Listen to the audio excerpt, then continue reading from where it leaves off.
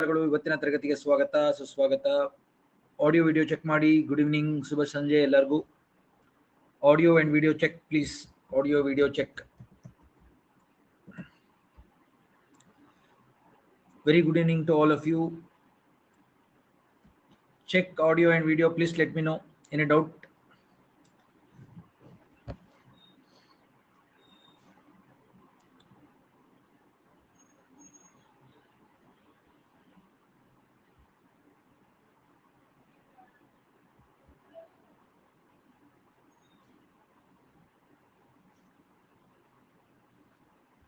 Very good evening to all of you. Very good evening.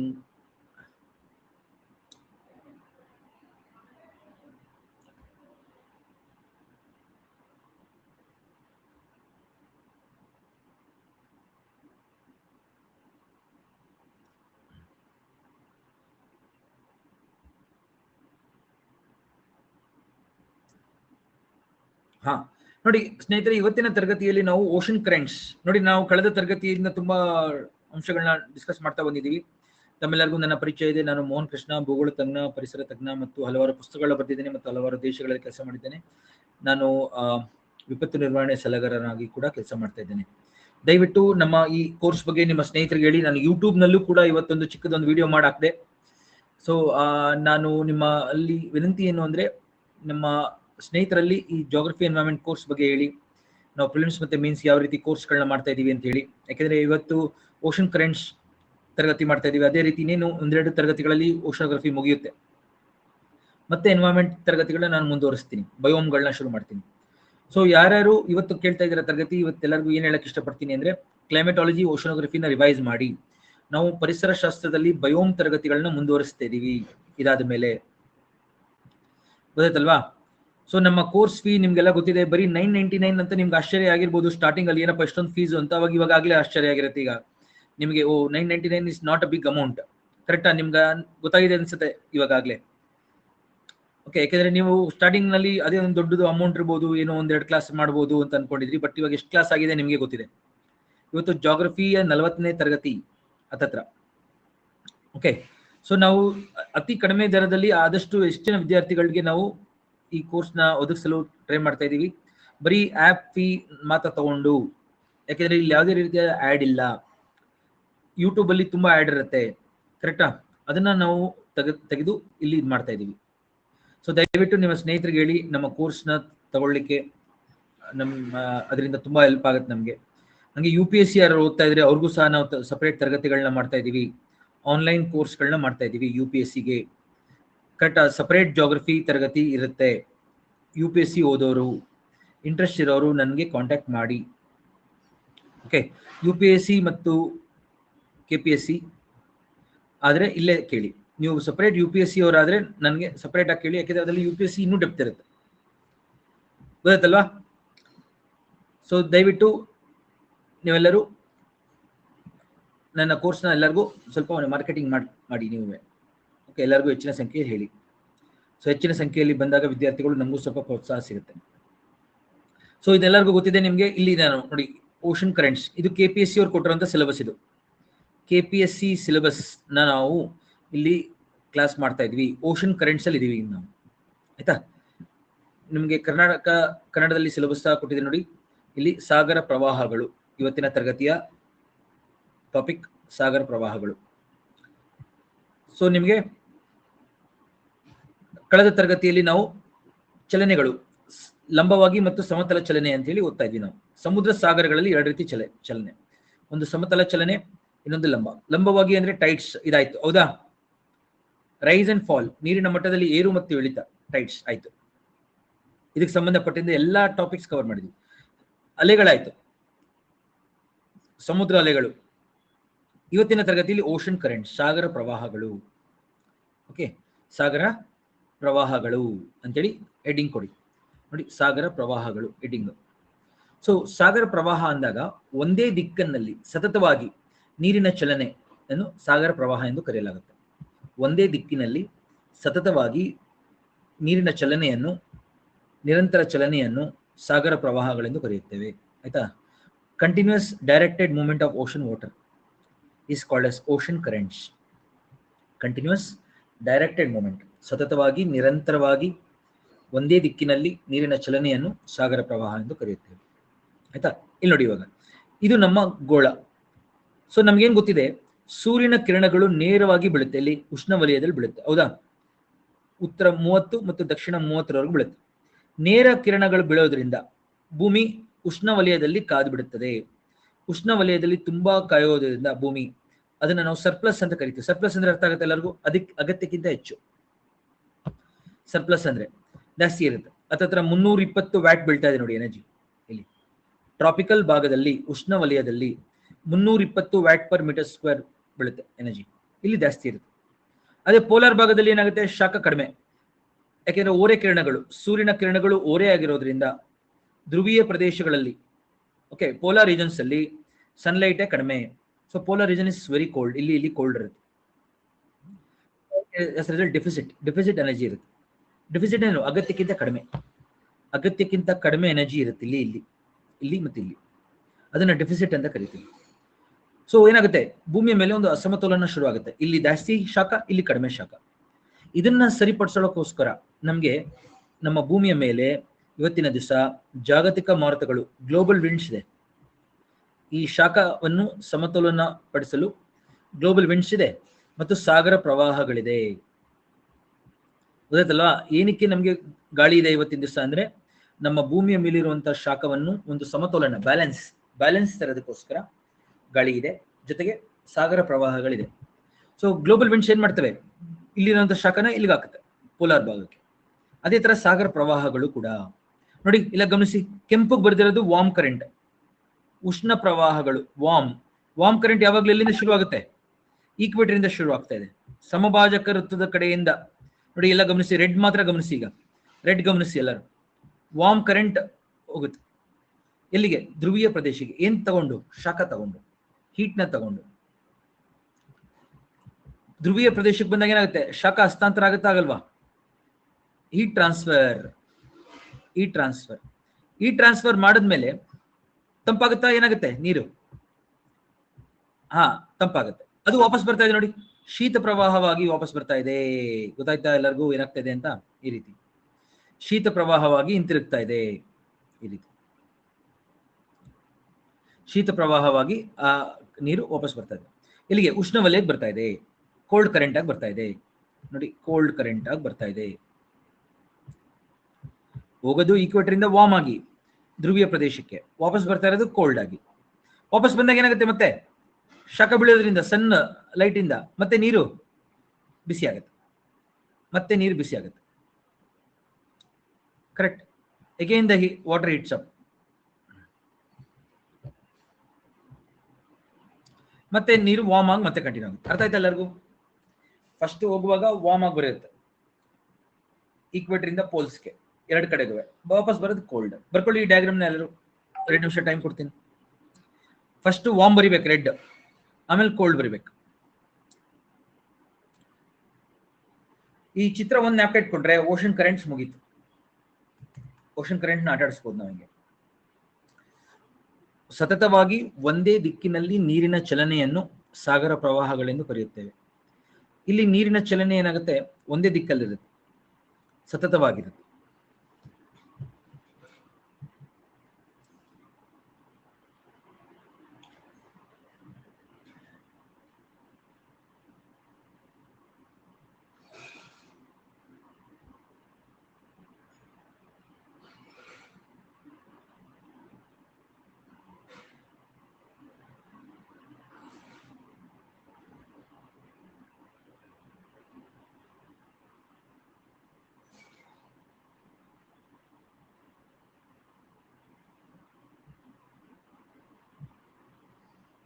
ಆಯ್ತಾ ಎಲ್ಲರದು?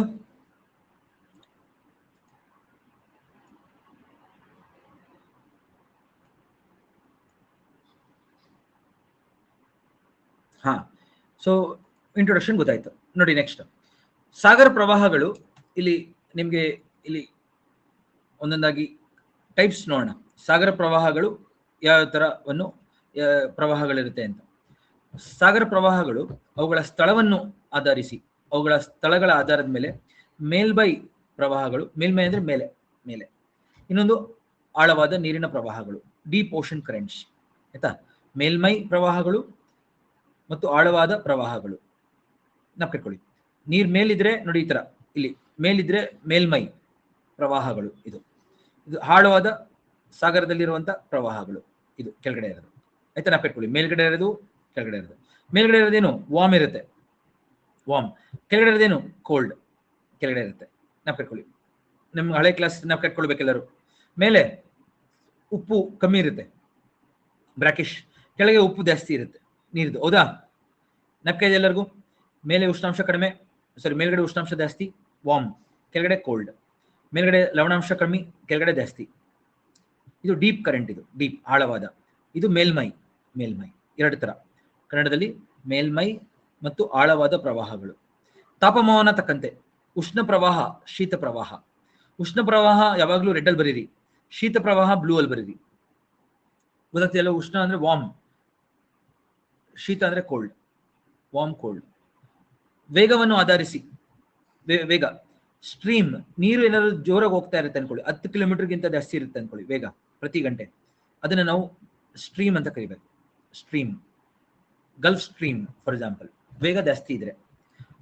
ಕಡಿಮೆ ಇತ್ತು ಅನ್ಕೊಳ್ಳಿ, ಸ್ಪೀಡ್ ತುಂಬಾ ನಿಧಾನ, 3 ಕಿಲೋಮೀಟರ್ಗಿಂತ ಕಡಿಮೆ ಇದೆ ಪ್ರತಿ ಗಂಟೆ ವೇಗ 3 ಕಿಲೋಮೀಟರ್ಗಿಂತ ಕಡಿಮೆ ಇದೆ, ಡ್ರಿಫ್ಟ್. ಡ್ರಿಫ್ಟ್ ಪದ ಬಳಸ್ತೀವಿ, ಡ್ರಿಫ್ಟ್. ಆಯ್ತಾ, like north Atlantic drift, north Pacific drift. Drift ಅಂದ್ರೇನು? ನಿಧಾನ, ನಿಧಾನಕ್ಕೆ ಹೋಗ್ತಾ ಇದ್ರೆ ಡ್ರಿಫ್ಟ್. ಸ್ವಲ್ಪ ಜೋರಾಗಿ ಹೋಗ್ತಾ ಇದ್ರೆ ಸ್ಟ್ರೀಮ್. ಮಧ್ಯಂತರ ಇದ್ರೆ 3 ರಿಂದ 10 ಕಿಲೋಮೀಟರ್ ಪರ್ ಅವರ್ ಇದ್ರೆ ಪ್ರವಾಹ, ಬರೀ ಪ್ರವಾಹ. ಆಯ್ತಾ, ನೆನಪಿಟ್ಕೊಳ್ಳಿ. ಓಷನ್ ಕರೆಂಟ್ಸ್ ಅನ್ನು ನಾವು 3 ರೀತಿ ಕ್ಲಾಸಿಫೈ ಮಾಡಿದೀವಿ ನೋಡಿ, ಇಲ್ಲಿ ಬರ್ದಿದ್ದೀವಿ ನೋಡಿ. Okay, warm current, surface current, deep ocean currents first. ಅದಾದ್ಮೇಲೆ ವಾರ್ಮ್ ಕರೆಂಟ್, ಕೋಲ್ಡ್ ಕರೆಂಟ್. ಇಲ್ಲಿ ಟೆಂಪರೇಚರ್ ಆಧಾರದ ಮೇಲೆ warm current, cold current. Based on speed, stream current, drift. ನೋಡಿ, ಸ್ಟ್ರೀಮ್ ಕರೆಂಟ್, ಡ್ರಿಫ್ಟ್. ಒಂದು ಎಕ್ಸಾಂಪಲ್ ತಗೊಂಡಿದ್ದೀನಿ ನೋಡಿ, ಆಸ್ಟ್ರೇಲಿಯಾ ಆಸ್ ಎನ್ ಎಕ್ಸಾಂಪಲ್. ಇಲ್ಲಿ ನಿಮಗೆ ಆಸ್ಟ್ರೇಲಿಯಾ ಖಂಡ ಎಕ್ಸಾಂಪಲ್ ಆಗಿ ತಗೊಂಡಿದ್ದೀನಿ ನೋಡಿ. ಯಾವ್ದಾದ್ರು ಒಂದು ಖಂಡ ತಗೊಂಡ್ರೆ ನಾವು ಅದಕ್ಕೊಂದು ಎಕ್ಸಾಂಪಲ್ ಆಗಿ ತಗೊಂಡಿದ್ದೀನಿ ನೋಡಿ ಇಲ್ಲಿ ನಾನು, ಆಸ್ಟ್ರೇಲಿಯಾ. ಇದು ಈ ಕರೆಂಟ್ ಅರ್ಥ ಮಾಡ್ಕೊಳ್ಳೋದ್ರಿಂದ ನಿಮಗೆ ನೋಡಿ, ಯಾವಾಗ್ಲೂ ಈಕ್ವೇಟರ್ ಇಂದ ಬರೋದು ವಾರ್ಮ್ ಕರೆಂಟ್ ನಾ ಕಟ್ಕೊಳ್ಳಿ. ಈಕ್ವೇಟರ್ ಕಡೆಯಿಂದ ಬರ್ತಾ ಇರೋದೆಲ್ಲ ವಾರ್ಮ್ ಇರುತ್ತೆ, ವಾರ್ಮ್ ಕರೆಂಟ್. ನೋಡಿ, ಧ್ರುವೀಯ ಕಡೆಯಿಂದ ಬರೋದಲ್ಲ ಏನು, ಧ್ರುವೀಯ ಪ್ರದೇಶದ ಕಡೆಯಿಂದ ಬರೋದಲ್ಲ ಕೋಲ್ಡ್. ಎಸ್, ಅಷ್ಟೇ ನಿಮ್ಗೆ ಗೊತ್ತಾಗಿರ್ಬೇಕು. ಧ್ರುವೀಯ ಪ್ರದೇಶದ ಕಡೆಯಿಂದ ಬರೋದಲ್ಲ ಕೋಲ್ಡ್ ಕರೆಂಟ್, ಈಕ್ವೇಟರ್ ಇಂದ ಬರೋದಲ್ಲ ವಾರ್ಮ್ ಕರೆಂಟ್. ಇವಾಗ ನೋಡಿ ಎಕ್ಸಾಂಪಲ್ ನೋಡಿ, ಇವಾಗ ವಾರ್ಮ್ ಕರೆಂಟ್ ಹತ್ರ ಟೆಂಪರೇಚರ್ ಜಾಸ್ತಿ ಇರುತ್ತೆ, ಹೌದಾ? ವಾರ್ಮ್ ಕರೆಂಟ್ ಟೆಂಪರೇಚರ್ ಏನಿಲ್ಲ ಅಂದ್ರೆ 25 ಡಿಗ್ರಿ ಹಂಗಿರುತ್ತೆ. ಕೋಲ್ಡ್ ಕರೆಂಟ್ ಎಲ್ಲ ಟೆಂಪರೇಚರ್ 15ಕ್ಕಿಂತ ಕಡಿಮೆ ಇರುತ್ತೆ ಟೆಂಪರೇಚರ್. ಇವಾಗ ನೋಡಿ, ಯಾವ ಕಡೆ ಮಳೆ ಆಗುತ್ತೆ? ಪೂರ್ವ ಕಡೆ ಮಳೆ ಆಗುತ್ತಾ? ಆಸ್ಟ್ರೇಲಿಯಾದ ಪೂರ್ವ ಭಾಗದಲ್ಲಿ, ಪಶ್ಚಿಮ ಭಾಗದಲ್ಲಿ ಆಗುತ್ತಾ? ಇಲ್ಲಿ ಪೂರ್ವ ಭಾಗದಲ್ಲಿ ಆಗುತ್ತೆ. ಯಾಕೆಂದ್ರೆ ಪೂರ್ವಕ್ಕೆ ನೀರು ಉಷ್ಣಾಂಶ ಜಾಸ್ತಿ, ಈಸ್ಟ್ ಅಲ್ಲಿ ವಾರ್ಮ್ ಕರೆಂಟ್ ಇರೋದ್ರಿಂದ ಈ ಕಡೆ ಚೆನ್ನಾಗಿ ಮಳೆ ಆಗುತ್ತೆ. ಯಾಕೆ? ಗಾಳಿ ಬೀಸೋದ್ರಿಂದ ತೇವಾಂಶ ಬರುತ್ತೆ, ಗೊತ್ತಾಯ್ತಲ್ಲ? ಹಂಗೆ ವಾರ್ಮ್ ಕರೆಂಟ್ ಇರೋದ್ರಿಂದ ಬಾಷ್ಪೀಕರಣ ಆಗುತ್ತೆ, ಮಾಯಿಶ್ಚರ್ ಬರುತ್ತೆ. ಮಾಯಿಶ್ಚರ್ ಬಂದು ಮೋಡಗಳಾಗಿ ಮಳೆ ಆಗುತ್ತೆ. ಆಯ್ತಾ, ನಾವು ಕಟ್ಕೊಳ್ಳಿ, ಇಲ್ಲಿ ಮೋಡಗಳಾಗಿ ಮಳೆ, ಮೋಡಗಳಾಗಿ ಮಳೆ ಆಗುತ್ತೆ. ಇಲ್ಲಿ ಪೂರ್ವ ಕರಾವಳಿ ತೀರದಲ್ಲಿ ಚೆನ್ನಾಗಿ ಮಳೆ ಆಗುತ್ತೆ, ಈ ಕಡೆಗೆ ಈ ಸೈಡ್ ಎಲ್ಲ ಮಳೆ ಆಗುತ್ತೆ. ಅದಕ್ಕೆ ಆಸ್ಟ್ರೇಲಿಯಾದಲ್ಲಿ ಪೂರ್ವ ಕಡೆ ಜನಸಂಖ್ಯೆ ಜಾಸ್ತಿ. ಎಷ್ಟು ಜನಕ್ಕೆ ಅರ್ಥ ಆಯ್ತು ಈಗ? Sydney, Brisbane, Melbourne, correct, Rockhampton, Cairns ಅಂತೆಲ್ಲ ಪೂರ್ವ ಕರಾವಳಿ ತೀರದಲ್ಲಿ ಜನಸಂಖ್ಯೆ ಜಾಸ್ತಿ, ನದಿಗಳು ಜಾಸ್ತಿ. ಪೂರ್ವಕ್ಕೆ ಬೆಟ್ಟಗುಡ್ಡ ಪ್ರದೇಶಗಳು ಇದೆ ಅವರಿಗೆ, ಗ್ರೇಟ್ ಡಿವೈಡಿಂಗ್ ರೇಂಜ್ ಅಂತ, ಚೆನ್ನಾಗಿ ಪರ್ವತ ಮಳೆ ಆಗುತ್ತೆ. ಇಲ್ಲಿ ಪಶ್ಚಿಮಕ್ಕೆ ಕೋಲ್ಡ್ ಕರೆಂಟ್, 15ಕ್ಕಿಂತ ಕಡಿಮೆ ಉಷ್ಣಾಂಶ ಇದ್ದಾಗ ಬಾಷ್ಪೀಕರಣ ಆಗುತ್ತಾ, ಎವಾಪರೇಷನ್ ಆಗುತ್ತಾ ಹೇಳಿ ನೋಡೋಣ. ಪಶ್ಚಿಮಕ್ಕೆ ಕೋಲ್ಡ್ ಕರೆಂಟ್ ಇರೋದ್ರಿಂದ 15 ಡಿಗ್ರಿಯಿಂದ ಕಡಿಮೆ ಇರೋದ್ರಿಂದ ನಮಗೆ ಜಾಸ್ತಿ ಮಾಯಿಶ್ಚರ್ ಇರಲ್ಲ, ತೇವಾಂಶ ಇರಲ್ಲ, ಮೋಡಗಳಾಗಲ್ಲ, ಮಳೆ ಆಗಲ್ಲ. ಅದಕ್ಕೆ ಡೆಸರ್ಟ್. ಗೊತ್ತಾಯ್ತಾ ಎಲ್ಲರಿಗೂ? ನೋಡಿ, ಒಂದು ಟಾಪಿಕ್ ಅರ್ಥ ಆಗೋದ್ರಿಂದ ಇವತ್ತೆಲ್ಲ ಗೊತ್ತಾಗೋಗುತ್ತೆ ನಿಮಗೆ. ಡೆಸರ್ಟ್ಸ್ ಯಾಕೆ ಪಶ್ಚಿಮ ಕಡೆ ಸಿಗ್ತವೆ? Victoria desert, sandy desert, Gibson desert, Tanami desert. ಆಸ್ಟ್ರೇಲಿಯಾದ ಮುಕ್ಕಾಲು ಭಾಗ ಪ್ರದೇಶ ಮರುಭೂಮಿ ಇದೆ. ಗೊತ್ತಾಯ್ತಾ ಎಲ್ಲರಿಗೂ? ಮಳೆನೇ ಆಗೋದಿಲ್ಲ, ಅದಕ್ಕೆ ಈ ಕಡೆ ಎಲ್ಲ ಡೆಸರ್ಟ್ ಇದೆ. ಸೊ ಎಕ್ಸಾಂಪಲ್ ಕೊಟ್ಟಿದ್ದೀನಿ, ಗೊತ್ತಾಯ್ತಲ್ವಾ? ಸೊ ಪೂಜಾ ಅವರೇ, ನಮ್ಮಲ್ಲಿ ಕತೆ ಬೇರೆ ತರ ಇದೆ, ಆಮೇಲೆ ಹೇಳ್ತೀನಿ. ಭಾರತದ್ದು ನಮ್ದೇ ಬೇರೆ ಇದೆ ಕತೆ, ಆದ್ರೆ ನಮ್ಮ ಒಟ್ಟಲ್ಲಿ ಜಗತ್ತಿನಾದ್ಯಂತ ಇದು ಅನ್ವಯ ಆಗುತ್ತೆ, ನಾನು ಇವಾಗ ಹೇಳಿದ್ದು.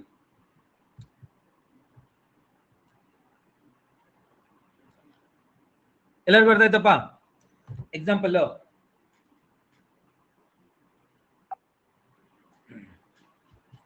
ವೆರಿ ಇಂಟ್ರೆಸ್ಟಿಂಗ್ ಟಾಪಿಕ್ ಇದು.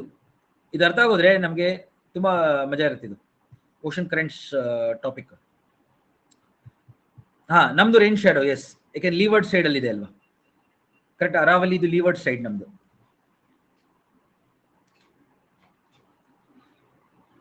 ಓಕೆ, ಸೊ ಡೆಸರ್ಟ್ಸ್ಗಳು ಮುಕ್ಕಾಲು ಭಾಗ ನಮಗೆ ಪಶ್ಚಿಮ ಕಡೆ ಸಿಗುತ್ತೆ, ಉಪ ಉಷ್ಣ ವಲಯಗಳಲ್ಲಿ, ಸಬ್ ಟ್ರಾಪಿಕಲ್ ಬೆಲ್ಟ್ ಅಲ್ಲಿ, western part of the continents.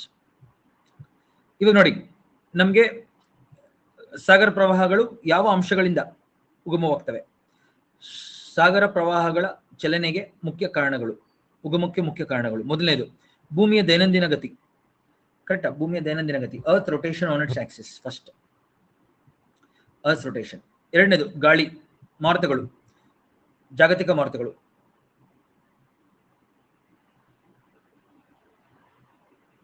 Okay,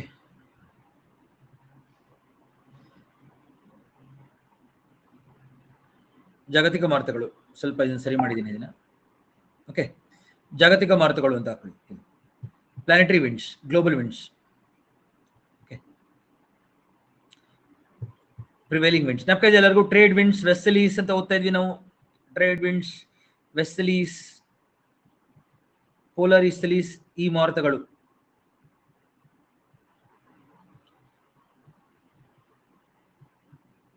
ಇವುಗಳಿಂದ ನಮಗೆ ಏನ್ ಸಿಗುತ್ತೆ? ವಿಂಡ್ಸ್ ಇಂದ ನಮಗೆ ಕರೆಂಟ್ ಶುರು ಆಗುತ್ತೆ. ಎರಡು. ಮೂರನೇದು ಕರೆಕ್ಟ್, ಟೆಂಪರೇಚರ್, ಸಲಿನಿಟಿ ಮತ್ತು ಡೆನ್ಸಿಟಿ, ನೀರಿನ ತಾಪಮಾನ, ಲವಣಾಂಶ ಮತ್ತು ಸಾಂದ್ರತೆ. ಮೂರನೇ ಕಾರಣ. ನಾಲ್ಕನೇದು ಭೂಮಿ ಮತ್ತು ನೀರಿನ ಹಂಚಿಕೆ, distribution of land and water. ಭೂಮಿ ಮತ್ತು ನೀರಿನ ವಿತರಣೆ ಮತ್ತು ಖಂಡಗಳ ಆಕಾರ. ಖಂಡಗಳ ಆಕಾರ, ಆಯ್ತಾ? ಯಾಕೆಂದ್ರೆ ಖಂಡಗಳ ಆಕಾರ ತಕ್ಕಂತೆಯೇ ಪ್ರವಾಹಗಳು ಹೋಗ್ತವೆ, ಈಗ ಗೊತ್ತಾಗುತ್ತೆ. ಕೊನೆಯದು ಐದನೇದು ಕೊರಿಯೋಲಿಸ್ ಬಲ. ಜ್ಞಾಪಕ ಇದೆಯಪ್ಪ ಎಲ್ಲರಿಗೂ? ಕೊರಿಯೋಲಿಸ್ ಬಲ, ಒಬ್ರು ವಿಜ್ಞಾನಿ ಹೆಸರದು ಕೊರಿಯೋಲಿಸ್. ಭೂಮಿ ತಿರುಗೋದ್ರಿಂದ ಒಂದು ಬಲ ಇದೆ ಅಂತ ಹೇಳಿದ್ರು ಅವರು, ಕೊರಿಯೋಲಿಸ್. ಫೆರಲ್ಸ್ ನೀತಿ ಹೇಳ್ಕೊಟ್ಟಿದ್ದೀನಿ. ಫೆರಲ್ಸ್ ನೀತಿ ಏನ್ ಹೇಳುತ್ತೆ? ಉತ್ತರದಲ್ಲಿ ಯಾವುದೇ ಒಂದು ವಸ್ತು ಚಲನೆಯಲ್ಲಿ ಇದ್ರೆ ಅದು ಬಲಕ್ಕೆ, ರೈಟ್ಗೆ ಡಿಫ್ಲೆಕ್ಟ್ ಆಗುತ್ತೆ. ದಕ್ಷಿಣದಲ್ಲಿ ಯಾವುದೇ ಒಂದು ವಸ್ತು ಚಲನೆಯಲ್ಲಿ ಇದ್ರೆ ಅದು ಎಡಕ್ಕೆ. ನೀವು ಪ್ಲೀಸ್ ಕ್ಲಾಸ್ಗಳನ್ನ ಮತ್ತೆ ಕೇಳಿ, ಇನ್ ಕೇಸ್ ಗೊತ್ತಿಲ್ಲ ಅಂದ್ರೆ. ಕೊರಿಯೋಲಿಸ್ ಬಲ. ಈ 5 ಕಾರಣಗಳಿಂದ ನಮಗೆ ಸಾಗರ ಪ್ರವಾಹಗಳು ಉಗಮವಾಗ್ತವೆ. ಅರ್ಥ ಆಯ್ತಪ್ಪ ಎಲ್ಲರಿಗೂ? ಬರ್ಕೊಳ್ಳಿ ಬೇಗ.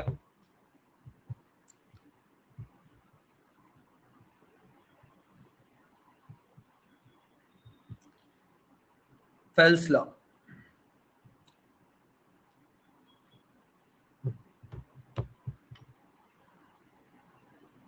ಯಾರ್ಯಾರು ಇವಾಗ ಜಾಯ್ನ್ ಆಗ್ತಾ ಇದೀರಾ ಪ್ಲೀಸ್ ದಯವಿಟ್ಟು ನೋಡಿ. ಟಾಪಿಕ್ ಏನು? ಓಷನ್ ಕರೆಂಟ್ಸ್ ಡಿಸ್ಕಸ್ ಮಾಡ್ತಾ ಇದ್ದೀವಿ.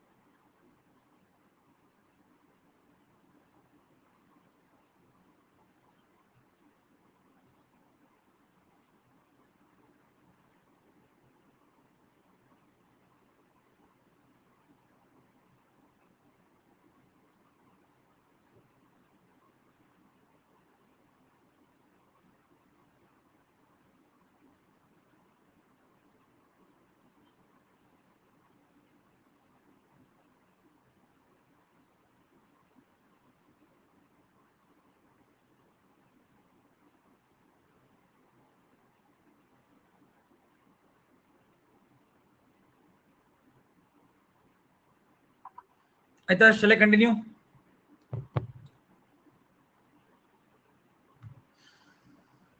ಹಾ ನೋಡಿ ಸ್ನೇಹಿತರೆ, ಇವಾಗ ನಾನು ಏನೇನು ಹೇಳ್ತೀನಿ ಅದನ್ನ ಕರೆಕ್ಟ್ ಆಗಿ ಗಮನ ಇಟ್ಟು ನೋಡಿ.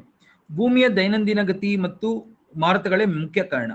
ಓಕೆ, ನಮ್ಮ ಪೃಥ್ವಿ ತಿರುಗ್ತಾ ಇರೋದು ಹಿಂಗೆ, ರೊಟೇಷನ್ ಆನ್ ಇಟ್ಸ್ ಆಕ್ಸಿಸ್. ಹೌದಾ? ಅದನ್ನ ನಾನು ಒಂದು ಚಿತ್ರದ ಮುಖಾಂತರ ತೋರಿಸ್ತಾ ಇದ್ದೀನಿ ನಿಮಗೆ. ಈಗ ನೋಡಿ, ತಮ್ಮೆಲ್ಲರಿಗೂ ಗೊತ್ತಿದೆ ನಮ್ಮ ಪೃಥ್ವಿ ತಿರುಗ್ತಾ ಇದೆ ಅದರ ಅಚ್ಚಿನ ಸುತ್ತ. ಇಲ್ಲಿ ನೋಡಿ, ಪೃಥ್ವಿ ತನ್ನ ಅಚ್ಚಿನ ಸುತ್ತ ಗಮನದಲ್ಲಿ ಇಟ್ಕೊಳ್ಳಿ. ಇದು ಸೂರ್ಯ, ಇದು ನಮ್ಮ ಪೃಥ್ವಿ ಇದು ನಮ್ಮ ಅಚ್ಚು, ಆಕ್ಸಿಸ್. ಆಕ್ಸಿಸ್ ಸುತ್ತ ಪೃಥ್ವಿ ತಿರುಗ್ತಾ ಇದೆ ನೋಡಿ. ಜೊತೆಗೆ ನಮ್ಮ ಆಕ್ಸಿಸ್ ಬಾಗಿದೆ, 23 ಡಿಗ್ರಿ ಬಾಗಿದೆ. ಕರೆಕ್ಟ್, ಇದನ್ನು ಗಮನಿಸ್ತಾ ಇರಿ. ನಮ್ಮ ಪೃಥ್ವಿ ಪಶ್ಚಿಮದಿಂದ ಪೂರ್ವಕ್ಕೆ ತಿರುಗ್ತಾ ಇದೆ. ಇದರಿಂದನೇ ನಮಗೆ ಮುಕ್ಕಾಲು ಭಾಗ ನಮಗೆ ಮಾರುತಗಳು ಶುರುವಾಗೋದು, ಕರೆಕ್ಟ್, ಸಾಗರ ಪ್ರವಾಹಗಳು ಶುರುವಾಗೋದು. ನಮ್ಮ ಪೃಥ್ವಿಯ ದೈನಂದಿನ ಗತಿ. ಕರೆಕ್ಟಾ? ನೋಡಿ, ಇದು ದಿನ, ಯಾವ ಕಡೆ ಸೂರ್ಯನ ಫೇಸ್ ಮಾಡ್ತಾ ಇರ್ತದೆ ದಿನ, ಇನ್ನೊಂದು ಕಡೆ ರಾತ್ರಿ. ಓಕೆ, ಅದನ್ನ ನೋಡಿ, ಆಕ್ಸೆಸ್ ನ ಗಮನಿಸಿ ಎಲ್ಲರೂ, ಆಯ್ತಾ? ಒಂದು ಜೊತೆಗೆ ಮಾರುತಗಳು, ನಾವು ಕಳೆದ ತರಗತಿಗಳಲ್ಲಿ ಗ್ಲೋಬಲ್ ವಿಂಡ್ಸ್ ಅಂತ ಓದಿದ್ವಿ. ಇಲ್ಲಿ ಹ್ಯಾಡ್ಲಿ ಸೆಲ್ ಟ್ರಾಪಿಕಲ್ ಭಾಗದಲ್ಲಿ, north East trade winds, south East trade winds ಗಮನಿಸಿ. ಹಂಗೆ ಟೆಂಪರೇಟ್ ಭಾಗದಲ್ಲಿ ಫೆರಲ್ ಸೆಲ್, ವೆಸ್ಸಲಿ ಮಾರುತಗಳು ಓದಿದ್ವಿ. ಪೋಲಾರ್ ಭಾಗದಲ್ಲಿ ಪೋಲಾರ್ ಸೆಲ್, ಪೋಲಾರ್ ಈಸ್ಟಲೀಸ್, ಧ್ರುವೀಯ ಶೀತ ಮಾರುತಗಳು ಅಂತ ಓದಿದ್ವಿ. ಈ ಎಲ್ಲ ಮಾರುತಗಳು ಹಿಂಗೆ ಬೀಸೋದ್ರಿಂದ ಏನಾಗುತ್ತೆ, ಭೂಮಿ ಮೇಲೆ ಸತತವಾಗಿ ಗಾಳಿಗೆ ಅವುಗಳು ಎನರ್ಜಿ ಪಾಸ್ ಮಾಡ್ತವೆ. ಗಾಳಿಯಿಂದ ನೀರಿಗೆ ಎನರ್ಜಿ ಪಾಸ್ ಆಗುತ್ತೆ. ಗಾಳಿ ಈ ತರ ಸತತವಾಗಿ ಭೂಮಿ ಮೇಲೆ ಪಾಸ್ ಆಗೋದ್ರಿಂದ, ಈ ತರ ಮೂವ್ ಆಗೋದ್ರಿಂದ ನೀರನ್ನ ತಳ್ತಾವೆ, ಗೊತ್ತಾಯ್ತಲ್ಲ? ಅವಾಗ ನೀರಿನಲ್ಲಿ ಚಲನೆ ಉಂಟಾಗುತ್ತೆ. ಗೊತ್ತಾಯ್ತು ಎಲ್ಲರಿಗೂ? ನೀರಿನಲ್ಲಿ ಚಲನೆ ಉಂಟಾಗುತ್ತದೆ.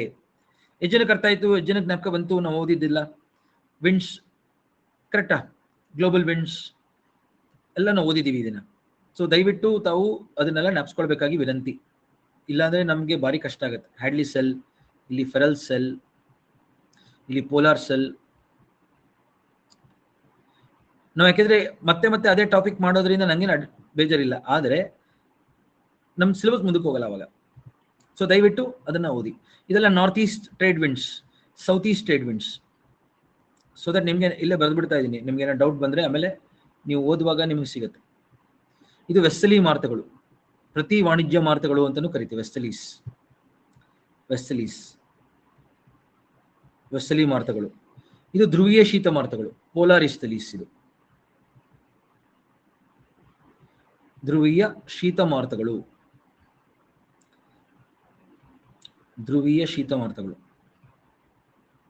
ಗೊತ್ತಾಯ್ತು ಎಲ್ಲರಿಗೂ? ಈ ರೀತಿ ನಮಗೆ ಮಾರುತಗಳಿರ್ತವೆ.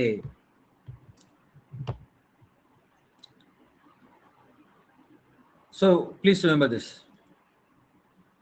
ನೋಡಿ, ಗಾಳಿ ನೀರು ಮೇಲೆ ಬೀಸಿದಾಗ, ನೋಡಿ ಭೂಮಿ ಮೇಲೆ ಬೀಸಿದಾಗ ಅಡಚಣೆ ಉಂಟಾಗುತ್ತೆ, ಹೌದಾ? ಎಷ್ಟು ಜನ ಹೋಗ್ತೀರಾ?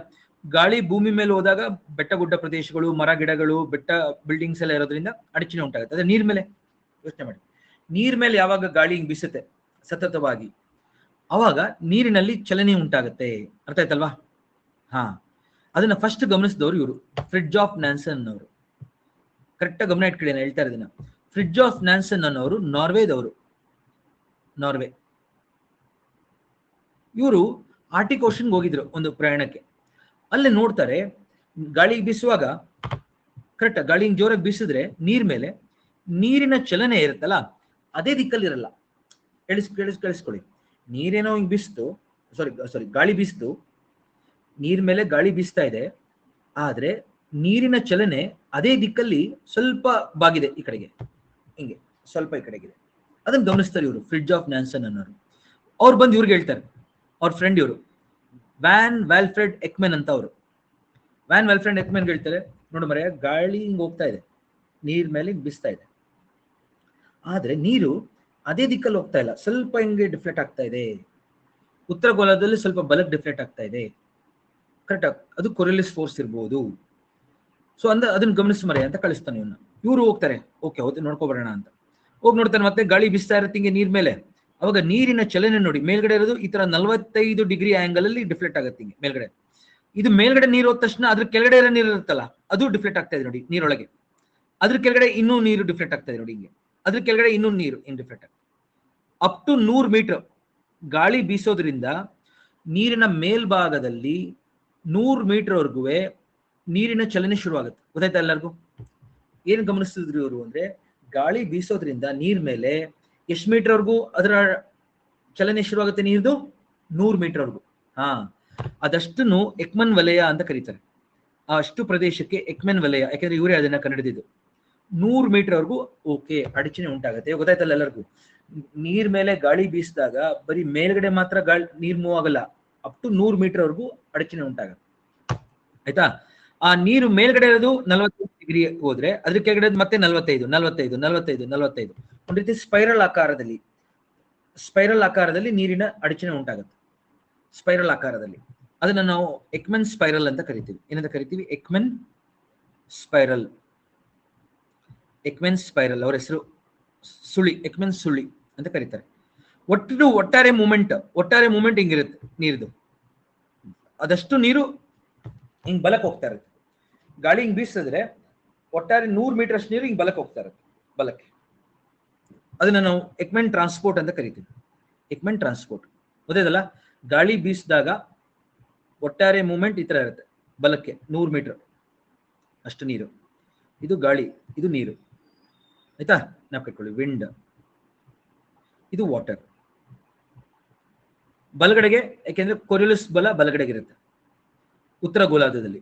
ದಕ್ಷಿಣ ಗೋಲಾರ್ಧದಲ್ಲಿ ಗಾಳಿ ಬೀಸಿದಾಗ ಒಟ್ಟಾರೆ ಮೂವ್ಮೆಂಟ್ ಹೆಂಗಿರುತ್ತೆ?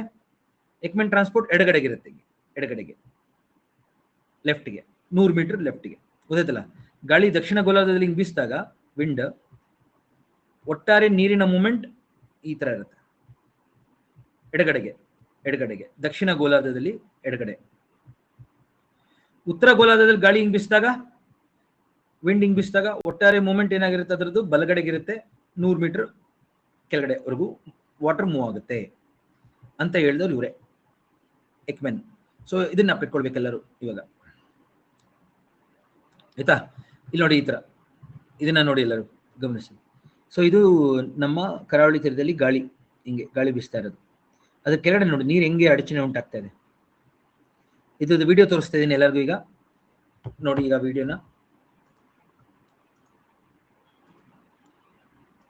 ನೋಡಿ, ಈಗ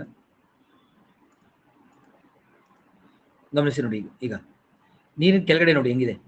ಗಾಳಿ ಬೀಸಿದ ತಕ್ಷಣ ಅದರದ್ದು ಮೇಲ್ಗಡೆದು 45 ಡಿಗ್ರಿಗೆ, ಅದ್ರ ಕೆಳಗಡೆ 45 ಸುಳಿ ತರ ಕೆಳಗಡೆವರೆಗೂ 100 ಮೀಟರ್ ವರೆಗೂ ನೀರು ಹಿಂಗ್ ಹೋಗುತ್ತೆ ಈ ತರ.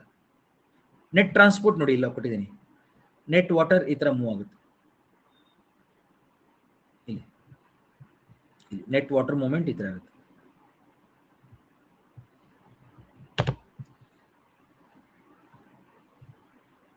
ಸೊ ಅದಕ್ಕೆ ಕರಾವಳಿ ತೀರದಲ್ಲಿ ಮತ್ತೆ ನೀರ್ ಮೇಲೆ ಎಲ್ಲೇ ಗಾಳಿ ಬೀಸಿದ್ರು ಒಟ್ಟಾರೆ 100 ಮೀಟರ್ ವರೆಗೂ ಅಡಚಣೆ ಉಂಟಾಗುತ್ತೆ ಕೆಳಗಡೆ. ಅದಷ್ಟು ನೀರು ಡಿಫ್ಲೆಕ್ಟ್ ಆಗುತ್ತೆ ಹಿಂಗೆ ಉತ್ತರ ಗೋಳದಲ್ಲಿ ಬಲಕ್ಕೆ, ದಕ್ಷಿಣ ಗೋಳ ಎಡಕ್ಕೆ. ಇದನ್ನ ನಾವು ಎಕ್ಮೆನ್ ಟ್ರಾನ್ಸ್ಪೋರ್ಟ್ ಅಂತ ಕರಿತೀವಿ. ಈ ನೀರಿನ ಚಲನೆಯನ್ನು ಎಕ್ಮೆನ್ ಟ್ರಾನ್ಸ್ಪೋರ್ಟ್. ಇದು ಬೇಸಿಕ್ಸ್ ತುಂಬಾ ಇಂಪಾರ್ಟೆಂಟ್. ಅದಕ್ಕೆ ನಮ್ಮ ಓಷನ್ ಕರೆಂಟ್ಸ್ ನ ಅರ್ಥ ಮಾಡ್ಕೊಳ್ಳಿಕ್ಕೆ. ಗೊತ್ತಾಯ್ತಲ್ಲ ಸ್ನೇಹಿತರೆ ಎಲ್ಲರಿಗೂ?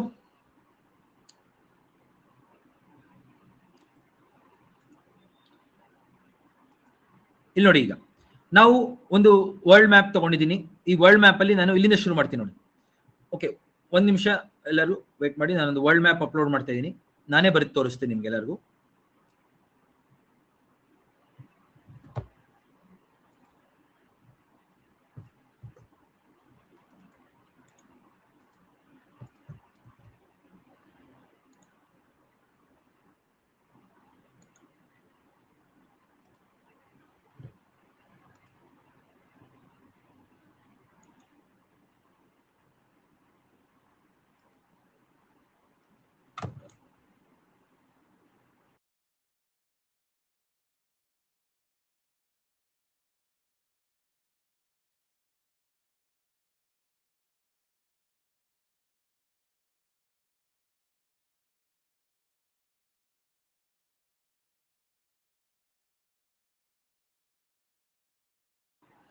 ಎಲ್ಲರೂ ಒಂದು ಮ್ಯಾಪ್ ಇಟ್ಕೊಳ್ಳಿ. ಹೌದಲ್ವಾ? ಒಳ್ಳೆ ವಿಡಿಯೋ ಇದೆ, ಅದು ತುಂಬಾ ಇಂಟ್ರೆಸ್ಟಿಂಗ್ ಕಾನ್ಸೆಪ್ಟ್ ಹೇಳ್ಕೊಟ್ಟಿದ್ದೀನಿ ನಾನು ಇವತ್ತು. ಒಂದು ವರ್ಲ್ಡ್ ಮ್ಯಾಪ್ ನಾನೇ ತಗೋತಾ ಇದ್ದೀನಿ. ನಿಮ್ಮ ಹತ್ರ ವರ್ಲ್ಡ್ ಮ್ಯಾಪ್ ಇಲ್ಲ ಅಂದ್ರೂ ನಾನು ಒಂದು ಕಳಿಸ್ಕೊಡ್ತೀನಿ ಗ್ರೂಪ್ ಅಲ್ಲಿ. ದಯವಿಟ್ಟು ಒಂದಷ್ಟು ವರ್ಲ್ಡ್ ಮ್ಯಾಪ್ಗಳನ್ನ ಯಾವಾಗಲೂ ಡೌನ್ಲೋಡ್ ಮಾಡಿ ಇಟ್ಕೊಳ್ಳಿ, ಪ್ರಿಂಟ್ ಔಟ್ ತೆಗೆದು ಇಟ್ಕೊಳ್ಳಿ. ಸೊ ದಟ್ ನಾವು ಮ್ಯಾಪ್ಗಳನ್ನ ಪ್ರಾಕ್ಟೀಸ್ ಮಾಡೋದಕ್ಕೆ ಬೇಕಾಗುತ್ತೆ.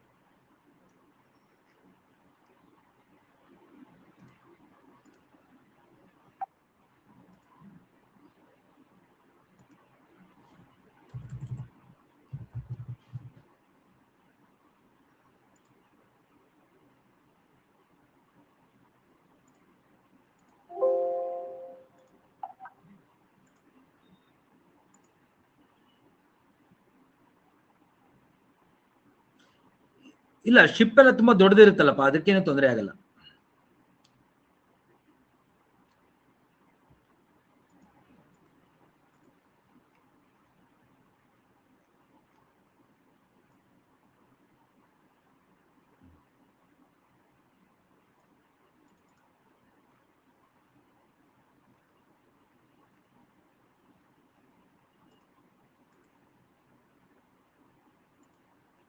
ಓಕೆ, ಶಿಪ್ಗೆ ಏನು ತೊಂದರೆ ಆಗಲ್ಲ.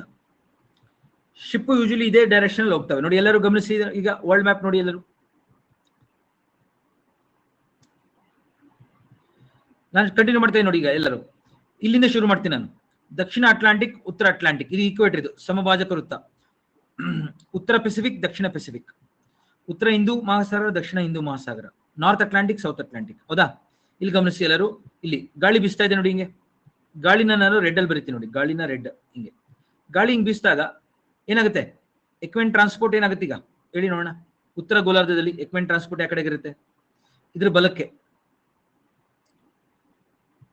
ಹಾ, ಇಲ್ಲಿ ಹಿಂಗೆ ಹಿಂಗ್ ಶುರು ಆಗುತ್ತೆ ಎಕ್ಮೆನ್ ಟ್ರಾನ್ಸ್ಪೋರ್ಟ್. ಹೌದಾ? ನಾನು ಅದನ್ನು ರೆಡ್ ಅಲ್ಲಿ ಬರಿಬೇಕಾಗ್ತದೆ, ಯಾಕೆಂದ್ರೆ ಬೇರೆ ದಾರಿ ಇಲ್ಲ ನೋಡಿ. ಎಕ್ಮೆನ್ ಟ್ರಾನ್ಸ್ಪೋರ್ಟ್ ಇಲ್ಲೂ ಅಷ್ಟೇ. ಎಕ್ಮೆನ್ ಟ್ರಾನ್ಸ್ಪೋರ್ಟ್ ಈ ತರ ಇರುತ್ತೆ. ಈ ರೀತಿ ಉತ್ತರ ಈಕ್ವಿಟೋರಿಯಲ್ ಪ್ರವಾಹ, ದಕ್ಷಿಣ ಈಕ್ವಿಟೋರಿಯಲ್ ಪ್ರವಾಹ. ಓಕೆನಾ ಎಲ್ಲರಿಗೂ? ಉತ್ತರ ಈಕ್ವಿಟೋರಿಯಲ್ ಪ್ರವಾಹ, ದಕ್ಷಿಣ ಈಕ್ವಿಟೋರಿಯಲ್ ಪ್ರವಾಹ ಅಂತೇಳಿ ಎರಡು ಪ್ರವಾಹಗಳು ಶುರುವಾಗ್ತವೆ. ಈ ತರ ಉತ್ತರ ಈಕ್ವಿಟೋರಿಯಲ್ ಪ್ರವಾಹ, ದಕ್ಷಿಣ ಈಕ್ವಿಟೋರಿಯಲ್ ಪ್ರವಾಹ. ಇಲ್ಲಿ ನೋಡಿ, ದಕ್ಷಿಣ ಈಕ್ವಿಟೋರಿಯಲ್ ಪ್ರವಾಹ ಬಂದು ಇಲ್ಲಿ ಹೊಡೆದು ಇಲ್ಲಿ ದಕ್ಷಿಣಕ್ಕೆ ಬರ್ತಾ ಇದೆ ನೋಡಿ. ಬ್ರೆಜಿಲ್ ಪಕ್ಕದಲ್ಲಿ ಬರ್ತಾ ಇದೆ, ಅದಕ್ಕೆ ಬ್ರೆಜಿಲ್ ಕರೆಂಟ್.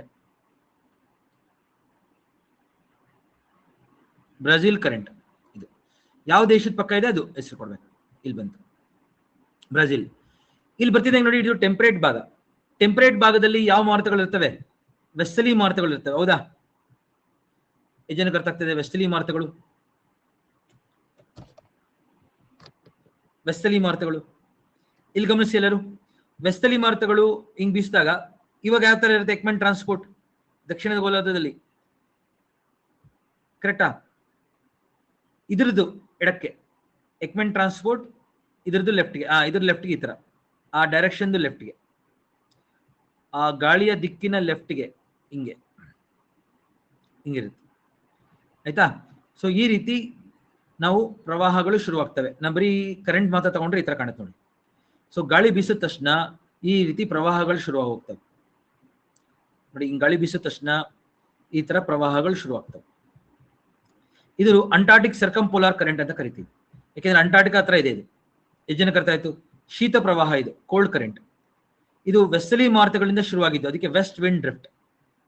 ಅರ್ಥ ಆಯ್ತು ಎಲ್ಲರಿಗೂ? ವೆಸ್ಟರ್ಲಿ ಮಾರುತಗಳಿಂದ ಶುರುವಾಗಿದ್ದು ವೆಸ್ಟ್ ವಿಂಡ್ ಡ್ರಿಫ್ಟ್. ಡ್ರಿಫ್ಟ್ ಅಂದ್ರೆ ಏನು? ನಿಧಾನ. West wind drift, WWD. ಈ ವೆಸ್ಟ್ ವಿಂಡ್ ಡ್ರಿಫ್ಟ್ ಅತಿ ಉದ್ದದ ಕರೆಂಟ್ ಇದು ನೋಡಿ, ಸಖತ್ ದೊಡ್ಡದಿದು. ಇಲ್ಲಿ ಬರ್ತಾ ಇದೆ ನೋಡಿ, ಡ್ರೇಕ್ಸ್ ಜಲಸಂಧಿ ಹತ್ರ ಬರ್ತಾ ಇದೆ ನೋಡಿ. ಡ್ರೇಕ್ಸ್ ಜಲಸಂಧಿ ಯಾವಾಗ ಇದು ಡ್ರೇಕ್ ಜಲಸಂಧಿ ಹತ್ರ ಬರುತ್ತೆ ನೋಡಿ, ಎಲ್ಲ ಗಮನಿಸಿ ಎಲ್ಲರೂ. ಡ್ರೇಕ್ ಜಲಸಂಧಿ ಹತ್ರ ಬರ್ತಿದಂಗೆ ನೋಡಿ, ಕರೆಂಟ್ ಹೊರಗಡೆ ಬರ್ತಿದೆ. ಈ ಕಡೆಗೆ ಅರ್ಧ, ಈ ಕಡೆಗೆ ಅರ್ಧ ಹೋಗುತ್ತೆ. ಇದು ಫಾಕ್ಲ್ಯಾಂಡ್ ಕರೆಂಟ್ ಅಂತ ಆಗುತ್ತೆ. ಫಾಕ್ಲ್ಯಾಂಡ್ ಅಂತ ಒಂದು ದ್ವೀಪ ಇದೆ. ಫಾಕ್ಲ್ಯಾಂಡ್ ದ್ವೀಪದ ಹತ್ರ ಬಂದು ಫಾಕ್ಲ್ಯಾಂಡ್ ಕರೆಂಟ್ ಆಗುತ್ತೆ. ಇದು ಕಷ್ಟ ಆಗುತ್ತೆ ಎಲ್ಲರಿಗೂ ಈ ಟಾಪಿಕ್. ಯಾಕೆ ಹೇಳಿ? ನಿಮಗೆ ವರ್ಲ್ಡ್ ಜಾಗ್ರಫಿ ಗೊತ್ತಿರಲ್ಲ. ಅದಕ್ಕೋಸ್ಕರ ನೀವೇನ್ ಮಾಡ್ಬೇಕು? ಒಂದು ವರ್ಲ್ಡ್ ಮ್ಯಾಪ್ ಇಟ್ಕೊಳ್ಳಿ. ನಾನು ಕ್ಲಾಸ್ ಮಾಡ್ಬೇಕಾದ್ರೆ ಒಂದು ವರ್ಲ್ಡ್ ಮ್ಯಾಪ್ ಅಟ್ಲಸ್ ಇಟ್ಕೊಳ್ಳಿ. ಅಲ್ಲಿ ದ್ವೀಪಗಳು ಯಾವ್ಯಾವುದು ನೋಡ್ತಾ ಇರಿ. ಇಲ್ಲೊಂದು ದ್ವೀಪ ಇದೆ, ಫಾಕ್ಲ್ಯಾಂಡ್ ದ್ವೀಪ ಅಂತ. ಎಷ್ಟು ಜನ ಕೇಳಿದ್ರ ಫಾಕ್ಲ್ಯಾಂಡ್ ದ್ವೀಪ? ಅರ್ಜೆಂಟೀನಾ ಮತ್ತು UK ಮಧ್ಯೆ ವಿವಾದಕ್ಕೊಳಗಾಗಿರೋ ದ್ವೀಪ ಅದು, ಫಾಕ್ಲ್ಯಾಂಡ್ ದ್ವೀಪ. ಅದಕ್ಕೆ ಅದನ್ನ ಫಾಕ್ಲ್ಯಾಂಡ್ ಕರೆಂಟ್ ಅಂತ ಕರಿತೀವಿ. Yes Hemant, very good. Argentina Falkland current ಅಂತ ಕರಿತೀವಿ. ಆಯ್ತಾ? ಬ್ರಿಟಿಷ್ ಕ್ಲೇಮ್ ಮಾಡಿದ್ದಾರೆ ಅದನ್ನ. Very good. ಫಾಕ್ಲ್ಯಾಂಡ್ ಕರೆಂಟ್ ಆಯ್ತು. ಇಲ್ಲಿ ಅದೇ ಕರೆಂಟ್ ನೋಡಿ ಹೋಗ್ತಾ ಹೋಗ್ತಾ ಏನಾಗುತ್ತೆ? ಹಿಂಗೆ ಹೋಗ್ತಾ ಹೋಗ್ತಾ ಕೊರಳಿಸ್ ಫೋರ್ಸ್ ಅದನ್ನ ಈ ಕಡೆ ತಳ್ಳುತ್ತೆ. ಇಲ್ಲಿ ಹಿಂಗ್ ಬರುತ್ತೆ. ಇದನ್ನ ಬೆನಗೋಲಾ ಕರೆಂಟ್ ಅಂತ ಕರಿತೀವಿ. ಯಾಕಂದ್ರೆ ಒಂದು ಬೆನಗೋಲಾ ಅಂತ ಒಂದು ಊರಿದೆ. ಬೆನಗೋಲಾ ಕರೆಂಟ್. ಎಷ್ಟು ಜನ ಅರ್ಥ ಆಯ್ತು? ಬೆನಗೋಲಾ ಕರೆಂಟ್ ಅಂತ ಕರಿತೀವಿ ನೋಡಿ. ಇದನ್ನ ನಾವು ದಕ್ಷಿಣ ಅಟ್ಲಾಂಟಿಕ್ ಸುತ್ತು ಅಂತ ಕರಿತೀವಿ. ಗೈರ್, ಸೌತ್ ಅಟ್ಲಾಂಟಿಕ್ ಗೈರ್. ಗೈರ್ ಅಂದ್ರೆ ಏನು? ಸುಳಿ ಅಂತ, ಸುತ್ತು ಅಂತ. ದಕ್ಷಿಣ ಅಟ್ಲಾಂಟಿಕ್ ಗೈರ್ ಯಾವ ರೀತಿ ಇದೆ ನೋಡಿ, ಹಿಂಗಿದೆ. South equatorial current, Brazil current, Falkland current, west wind drift, Benguela. ಈ ರೀತಿ ಕರೆಂಟ್ಗಳನ್ನ ಓದೋದು ನಾವು. ಅರ್ಥ ಆಯ್ತಾ ಎಲ್ಲರಿಗೂ? ಏನ್ ನೋಡ್ತಾ ಇದೀವಿ, ಏನ್ ಗಮನಿಸ್ಬೇಕು, ಈಕ್ವೇಟರ್ ಇಂದ ಬರೋದು ವಾರ್ಮ್, ಪೋಲಾರ್ ಇಂದ ಬರೋದೇ ಇಲ್ಲ ಕೋಲ್ಡ್. ನೋಡಿ ಗಮನಿಸಿ ಅದನ್ನ. ನಾವು ಫಸ್ಟ್ ಡಯಾಗ್ರಾಮ್, ಈಕ್ವೇಟರ್ ಇಂದ ಬರೋದೆಲ್ಲ ವಾರ್ಮ್, ಪೋಲಾರ್ ಇಂದ ಬರೋದೆಲ್ಲ ಕೋಲ್ಡ್. ಏನಾಗ್ತದೆ, ಹೀಟ್ ಟ್ರಾನ್ಸ್ಫರ್ ಆಗ್ತದೆ ಇಲ್ಲಿ ಬಂದು. ಅರ್ಥ ಆಯ್ತಪ್ಪ ಎಲ್ಲರಿಗೂ? ಹಂಗೆ ಇಲ್ಲಿ ನೋಡಿ, ಈ ಹಿಂದೂ ಮಹಾಸಾಗರದಲ್ಲೂ ಅಷ್ಟೇ ಇಲ್ಲೊಂದು ಕರೆಂಟ್ ಇದೆ, ಉತ್ತರ ಈಕ್ವೆಟೋರಿಯಲ್ ಪ್ರವಾಹ ಅಂತ ಇಲ್ಲೊಂದಿದೆ, ದಕ್ಷಿಣ ಈಕ್ವೆಟೋರಿಯಲ್ ಪ್ರವಾಹ ಅಂತ ಇದೆ. ದಕ್ಷಿಣ ಈಕ್ವೆಟೋರಿಯಲ್ ಪ್ರವಾಹ, ಈ ದಕ್ಷಿಣ ಈಕ್ವೆಟೋರಿಯಲ್ ಪ್ರವಾಹ ಬಂದು ಇಲ್ಲಿ ಬರುತ್ತೆ ಇಂಡಿಯನ್ ಈ ಕಡೆ ಆಫ್ರಿಕಾ ಪಕ್ಕ. ಅಗಲಸ್ ಕರೆಂಟ್ ಅಂತ ಕರೀತಾರೆ ಇದನ್ನ, ಅಗಲಸ್. ಯಾಕೆಂದ್ರೆ ಒಂದು ಕೇಪ್ ಅಗಲಸ್ ಅಂತ ಒಂದು ಜಾಗ ಇದೆ, ಅಗಲಸ್ ಕರೆಂಟ್. ಇಲ್ಲಿ ಕೇಪ್ ಅಗಲಸ್ ಅಂತ ಹೇಳಿ ಜಾಗ ಸೌತ್ ಆಫ್ರಿಕಾದಲ್ಲಿ, ಅಗಲಸ್ ಕರೆಂಟ್ ಅಂತ ಕರೀತಾರೆ. ಮೊಜಾಂಬಿಕ್ ಕರೆಂಟ್ ಅಂತ ಕರೀತಾರೆ. ಇದು ಬಂದು ಯಾವ್ದನ್ನ ಭೇಟಿ ಆಗ್ತಾ ಇದೆ, ಕೋಲ್ಡ್ ಕರೆಂಟ್ ನ ಭೇಟಿ ಆಗ್ತಾ ಇದೆ, ವೆಸ್ಟ್ ವಿಂಡ್ ಡ್ರಿಫ್ಟ್ ನ ಭೇಟಿ ಆಗ್ತಾ ಇದೆ. ಎಕ್ಸ್ಚೇಂಜ್ ಆಗುತ್ತೆ, ಹೀಟ್ ಎಕ್ಸ್ಚೇಂಜ್ ಆಗುತ್ತೆ. ಹೀಟ್ ಎಕ್ಸ್ಚೇಂಜ್ ಎಲ್ಲ ಆದ್ಮೇಲೆ ಬಂದು ನೋಡಿ ಈ ತರ ಮತ್ತೆ ಕೊರಳಿಸ್ ಫೋರ್ಸ್ ಅದನ್ನ ಈ ಕಡೆ ಕಳಿಸ್ಬಿಡುತ್ತೆ. ಇದು ಪಶ್ಚಿಮ ಆಸ್ಟ್ರೇಲಿಯನ್ ಕರೆಂಟ್ ಅಂತ ಆಗುತ್ತೆ, ವೆಸ್ಟ್ ಆಸ್ಟ್ರೇಲಿಯಾ ಕರೆಂಟ್. ಯಾಕೆಂದ್ರೆ ಆಸ್ಟ್ರೇಲಿಯಾದ ಪಶ್ಚಿಮದಲ್ಲಿದೆ. ನಾಪಿಟ್ಕೊಳ್ಳಿ, ಎಲ್ಲೆಲ್ಲಿ ವಾರ್ಮ್ ಕರೆಂಟ್ ಬಂದು ಕೋಲ್ಡ್ ಕರೆಂಟ್ ನ ಭೇಟಿ ಆಗುತ್ತಲ್ಲ ಆ ಜಾಗಗಳನ್ನ ನೀವು ನೋಡ್ಬೇಕು. ಫಿಶಿಂಗ್ ಝೋನ್ ಫಾರ್ಮ್ ಆಗುತ್ತೆ ನೋಡಿ, ಎಲ್ಲಿ ವಾರ್ಮ್ ಕರೆಂಟ್ ಬಂದು ಕೋಲ್ಡ್ ಕರೆಂಟ್ ನ ಭೇಟಿ ಆಗುತ್ತೆ, ಇಂಥ ಜಾಗಗಳು ವಾರ್ಮ್ ಕರೆಂಟ್ ಬಂದು ಕೋಲ್ಡ್ ಕರೆಂಟ್ ನ ಭೇಟಿ ಆಗುತ್ತೆ, ಆ ಜಾಗದಲ್ಲಿ ನಮಗೆ ಫಿಶಿಂಗ್ ಕರೆಂಟ್ ಫಾರ್ಮ್ ಆಗುತ್ತೆ, ಫಿಶಿಂಗ್ ಝೋನ್ ಫಾರ್ಮ್ ಆಗುತ್ತೆ. ಹೌದಾ? ಸೊ ನೋಡಿ, ವಾರ್ಮ್ ಕರೆಂಟ್ ಯಾವ್ದು ಇದರಲ್ಲಿ, south equatorial current, Agulhas current. Cold current ಯಾವುದು, west wind drift, west Australia current is a cold current, yes month. ಹೌದಾ? ನೋಡಿ, ಇದು ಒಂದು ಗೈರ್, ಸೌತ್ ಇಂಡಿಯನ್ ಗೈರ್. ಎಷ್ಟು ಜನಕ್ಕೆ ಅರ್ಥ ಆಯ್ತು?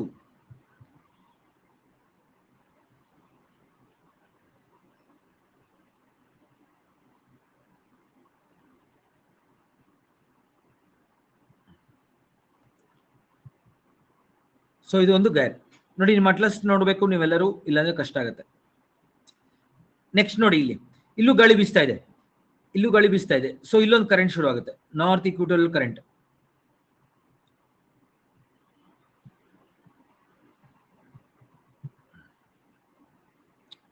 ಇಲ್ಲಿ ಹಂಗೆ ಸೌತ್ ಈಕ್ವೆಟೋರಿಯಲ್ ಕರೆಂಟ್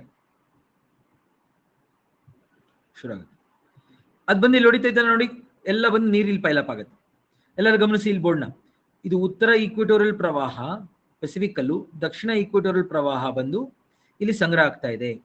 ಅವಾಗ ಇಲ್ಲಿ ನೀರು ಸಂಗ್ರಹ ಆದಾಗ ಏನಾಗುತ್ತೆ, ಭೂಮಿ ತಿರುಗ್ತಾ ಇರೋದ್ರಿಂದ ಕೆಲವು ನೀರು ವಾಪಸ್ ಬಂದ್ಬಿಡ್ತೀನಿ ಪ್ರತಿ ಪ್ರವಾಹವಾಗಿ, ಕೌಂಟರ್ ಕರೆಂಟ್ ಆಗಿ ಸ್ವಲ್ಪ ಕೆಳಗಡೆ ಇರುತ್ತೆ. ಅದು equatorial counter current is a reverse current, ವಾಪಸ್ ಬಂದ್ಬಿಡುತ್ತೆ. ಭೂಮಿ ತಿರುಗ್ತಾ ಇರೋದ್ರಿಂದ ನೀರನ್ನ ಬ್ಯಾಲೆನ್ಸ್ ಮಾಡೋಕ್ಕೋಸ್ಕರ ವಾಪಸ್ ಬರುತ್ತೆ. ಸಬ್ಸರ್ಫೇಸ್ ಕರೆಂಟ್, ಮೇಲ್ಗಡೆಯಿಂದ ಕೆಳಗಡೆ 100 ಮೀಟರ್ ಕೆಳಗಡೆ ಇರುತ್ತೆ. ಈಕ್ವೆಟೋರಿಯಲ್ ಕೌಂಟರ್ ಕರೆಂಟ್ ಇವೆರಡಕ್ಕಿಂತ ಕೆಳಗಡೆ 100 ಮೀಟರ್ ಕೆಳಗಡೆ ಇರುತ್ತೆ. ಎರಡು ಮೇಲಿದ್ರೆ ಅದ್ರ ಕೆಳಗಡೆ ಇರ್ತಿದ್ದು counter current. Equatorial counter current is a reverse current, it flows from west to east. ಭೂಮಿಯ ದೈನಂದಿನ ಗತಿಯಿಂದ ಶುರುವಾಗುತ್ತಿದ್ದು. ಆಯ್ತಾ? ನಾಪ್ಕಟ್ಕೊಳ್ಳಿ ಎಲ್ಲರೂ. ಭೂಮಿಯ ದೈನಂದಿನ ಗತಿಯಿಂದ ಇರುವಂತ ಕರೆಂಟ್ ಯಾವುದು ಅಂತ ಕೇಳ್ತಾರೆ, ಈಕ್ವೆಟೋರಿಯಲ್ ಕೌಂಟರ್ ಕರೆಂಟ್. ನಾಪ್ಕಟ್ಕೋತೀರಾ ಎಲ್ಲರೂ?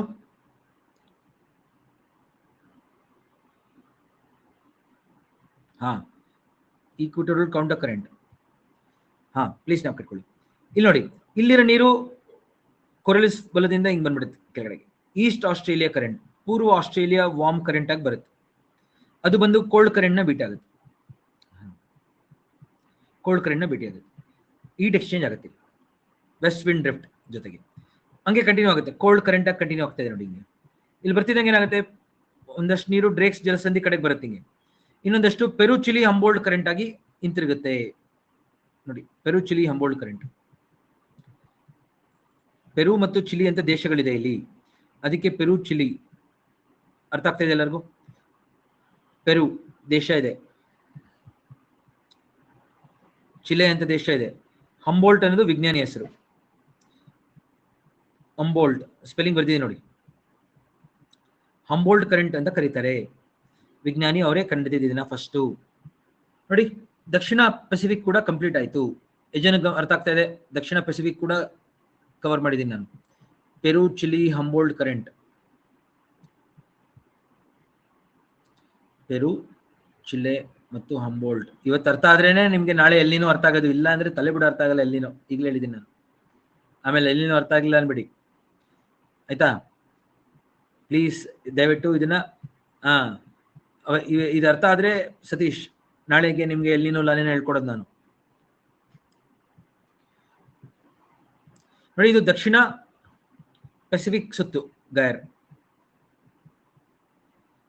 ಗೊತ್ತಾಯ್ತು ಎಲ್ಲರಿಗೂ?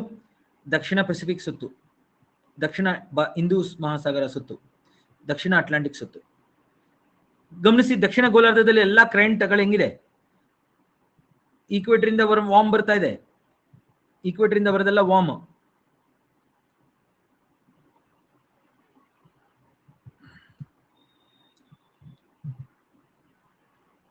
ನಿಮಿಷ, ಕಲರ್ ಚೇಂಜ್ ಮಾಡ್ತೀನಿ.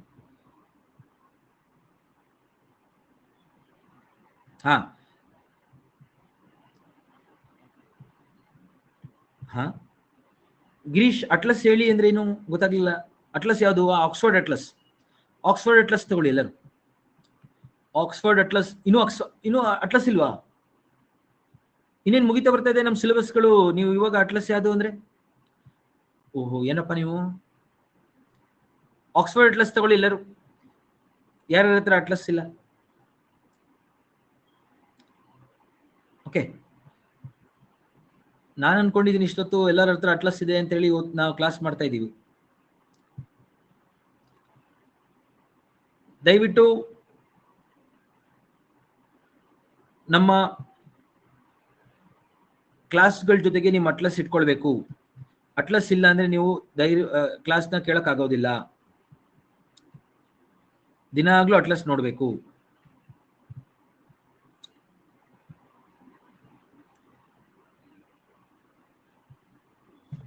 ಆಯ್ತಾ? ಎಲ್ಲರೂ ನೋಡಿದ್ರ? ಇದು ಗೈರ್ಗಳು. ಈಕ್ವೇಟರ್ ಇಂದ ಬರೋದು ವಾರ್ಮ್ ಇರುತ್ತೆ, ಪೋಲಾರ್ ಇಂದ ಬರೋದು ಕೋಲ್ಡ್ ಇರುತ್ತೆ. ಹೌದಾ? ಪೋಲಾರ್, ಕೋಲ್ಡ್ ನೆನಪಿಟ್ಕೊಳ್ಳಿ. ಯಾವ್ದು ವಾರ್ಮ್, ಯಾವ್ದು ಕೋಲ್ಡ್ ಅಂತ ಹೇಳ್ತೀರಿ ಇವಾಗ? South equal current, east Australia current, Agulhas current, Brazil current, ಇವೆಲ್ಲ warm. Cold current, Falkland current, Benguela, west Australia current, ಕರೆಕ್ಟಾ? Peru, Chile, Humboldt current, west wind drift, ಇವೆಲ್ಲ ಕೋಲ್ಡ್ ಕರೆಂಟ್. ಬರ್ದ್ಬಿಡಿ ಒಂದು ಬುಕ್ಕಲ್ಲಿ. ನಾನೇ ಬರ್ದು ತೋರಿಸ್ತೀನಿ ತಡ್ರಪ್ಪ. ಆಮೇಲೆ ನೋಡಿ, ಒಂದ್ ಕಡೆಗೆ ವಾರ್ಮ್, ಇನ್ನೊಂದು ಕಡೆಗೆ ಕೋಲ್ಡ್. ನಾವು ಇವಾಗ ಬರೆದಿರೋದ್ರಲ್ಲಿ ಬರೀರಿ ಎಲ್ಲರೂ ಬೇಗ ಬೇಗ. ದಕ್ಷಿಣ ಈಕ್ವಿಟೋರಿಯಲ್ ಪ್ರವಾಹಗಳು, ಆಯ್ತಾ? ಬ್ರಾಜಿಲ್ ಕರೆಂಟ್, ಅಗ್ಲಸ್ ಕರೆಂಟ್ ಯಾವ ಸಾಗರದಲ್ಲಿ ಇದೆ ಅಂತ ಗೊತ್ತಿರಬೇಕು. ಈಸ್ಟ್ ಆಸ್ಟ್ರೇಲಿಯಾ ಕರೆಂಟ್, ಇವೆಲ್ಲ ವಾರ್ಮ್ ಇದುವರೆಗೂ ಆಗಿರೋದ್ರಲ್ಲಿ. ಕೋಲ್ಡ್ ಕರೆಂಟ್ ಬರೀರಿ ಹಂಗೆ. Falkland current,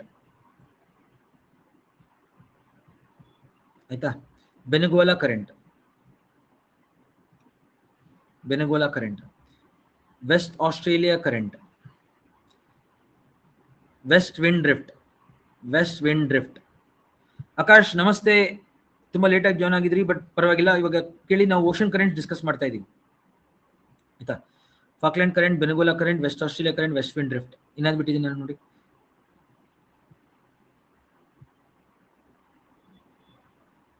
Benguela, west Australia current, Falkland, west wind drift. ಆಯ್ತಲ್ಲ, ಕರೆಕ್ಟಾ? Peru, Chile, Humboldt current. Yes, Peru, Chile, Humboldt. ಆಯ್ತಪ್ಪ ಎಲ್ಲರದು? .c ಅಂದ್ರೆ ಕರೆಂಟ್ ಅಂತ.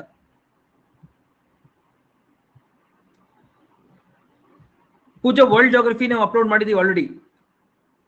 World geography class already upload ಆಗಿದೆ.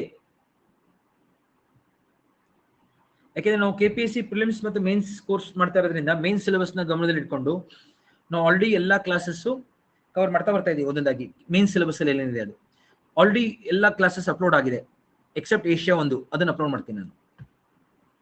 ಅದರದ್ದು ನೇರ ತರಗತಿನೇ ಇರುತ್ತೆ. ವಾರ್ಮ್ ಕರೆಂಟ್ಗಳನ್ನ ನೋಡಿ: south equatorial current, Brazil current, Agulhas current, east Australia current. ಇವೆಲ್ಲ ವಾರ್ಮ್ ಕರೆಂಟ್. ಆಯ್ತಾ, ಎಲ್ಲರದು ಈ ಭಾಗ ಆಗಿದೆ. ದಕ್ಷಿಣ ನೀವು ಸ್ಟಾರ್ಟಿಂಗ್ ನಾವು ಹೇಳ್ಕೊಟ್ವಲ್ಲ ಇವತ್ತು ನೋಡಿ, ಸ್ಟಾರ್ಟಿಂಗ್ ಈ ಡಯಾಗ್ರಾಮ್ ಗಮನಿಸಿ, ಇದನ್ನ ಕವರ್ ಮಾಡ್ತಾ ಇರೋದು ನಾನೀಗ. ದಕ್ಷಿಣ ಗೈರ್ ಆಯ್ತು, ಹೌದಾ? ಈಕ್ವೇಟರ್ ಇಂದ ಬರೋದು ವಾರ್ಮ್, ವಾಪಸ್ ಪೋಲರ್ ಇಂದ ಹೋಗೋದು ಕೋಲ್ಡ್. ಅರ್ಥ ಆಯ್ತು ಎಲ್ಲರಿಗೂ? ನೋಡಿ ಈಗ ಇಲ್ಲಿ ನೀಟಾಗಿ ಕಾಣುತ್ತೆ ನೋಡಿ. ಈಗ ನಾನೇ ಬರೆದಿದ್ದು, ಇಲ್ಲಿ ನಾನು ಬರ್ದಿರೋದು, ಇಲ್ಲಿ ನಾನು ಒಂದು ಇಮೇಜ್ ಬರ್ಕೊ ಬಂದಿದ್ದೀನಿ ನಾನು ಈ ರೀತಿ. ಆಯ್ತಾ? ನಿಮ್ ಡೌಟ್ ಇದ್ರೆ ಇದನ್ನ ನೋಡಿ, ಇದ್ರ ಇಲ್ಲ ಅಷ್ಟೆಲ್ಲ ಅರ್ಥ ಆದ್ರೆ ಇನ್ನು ಒಳ್ಳೇದು. ಈಗ ನೆಕ್ಸ್ಟ್ ನೋಡಿ, ಉತ್ತರ ಗೋಲಾರ್ಧ ನೋಡೋಣ. ಇಲ್ಲಿ ನೋಡಿ, ಈಗ ನಾರ್ತ್ ಈಕ್ವೇಟರಲ್ ಕರೆಂಟ್ ನೋಡಿ, ಇದನ್ನ ನೋಡೋಣ ಫಸ್ಟ್. ಪೆಸಿಫಿಕ್ ಓಷನ್, ಇಲ್ಲಿ ಸೌತ್ ಚೈನಾ ಸೀಗೆ ಹೋಗುತ್ತೆ ಕರೆಂಟ್, ಆಮೇಲೆ ಇಲ್ಲಿ ಬಂದ್ಬಿಡುತ್ತೆ. ಯಾಕೆಂದ್ರೆ ಭೂಮಿ ಎಲ್ಲ ಇಲ್ಲಲ್ಲ, ಅದನ್ನ ಫಾಲೋ ಮಾಡುತ್ತೆ. ಇಲ್ಲಿ ಬರ್ತಿದ್ದಂಗೆ ಅದನ್ನ ನಾವು ಕುರೋಶಿವೋ ಅಂತ ಕರಿತೀವಿ. ಕುರೋಶಿವೋ, ಜಪಾನ್ನ ಬಳಿ ಕುರೋಶಿವೋ ಎಂದು ಕರೆಯುತ್ತೇವೆ. ಇಲ್ಲಿ ನಮಗೆ ವೆಸ್ಟಲಿ ಮಾರುತಗಳು ಬಂದ್ಬಿಡುತ್ತೆ, ಜೋರಾಗಿ ಬೀಸುತ್ತೆ ವೆಸ್ಟಲಿ ಹಿಂಗು. ಆ ಕರೆಂಟ್ ನ ತಗೊಂಡು ಹೋಗುತ್ತೆ ಈಗ ನೀರು ಎಕಡೆಗೆ, ಪೆಸಿಫಿಕ್ ಓಷನ್. ಇದನ್ನ ನಾರ್ತ್ ಪೆಸಿಫಿಕ್ ಕರೆಂಟ್ ಅಂತ ಕರೀತಾರೆ, north Pacific current. Kuroshio north Pacific current ಆಗೋಗಿ ಇಲ್ಲಿ ಬಂದು ಅಲಾಸ್ಕಾ ಕರೆಂಟ್ ಆಗುತ್ತೆ ನೋಡಿ, Alaska current. Alaska current is a warm current. ಐಸ್ನೆಲ್ಲ ಕರಗಿಸ್ಬಿಡುತ್ತೆ, ಕರಾವಳಿ ತೀರದಲ್ಲಿ ಇರುವಂತಹ ಐಸ್ನ ಕರಗಿಸುತ್ತೆ. ಎಷ್ಟು ಅರ್ಥ ಆಯ್ತು? ಇಲ್ಲಿ ಆರ್ಟಿಕ್ ಭಾಗದಲ್ಲಿ ರಾಕಿ ಪರ್ವತ ಶ್ರೇಣಿ ಹತ್ರ ಕೆಳಗಡೆ ಬರುತ್ತಲ್ಲ ಐಸ್, ಗ್ಲೇಷಿಯರ್, ಅದನ್ನೆಲ್ಲ ಕರಗಿಸಕತ್ತೆ. ಐಸ್ ಎಲ್ಲ ಕರ್ಗೋಗುತ್ತೆ.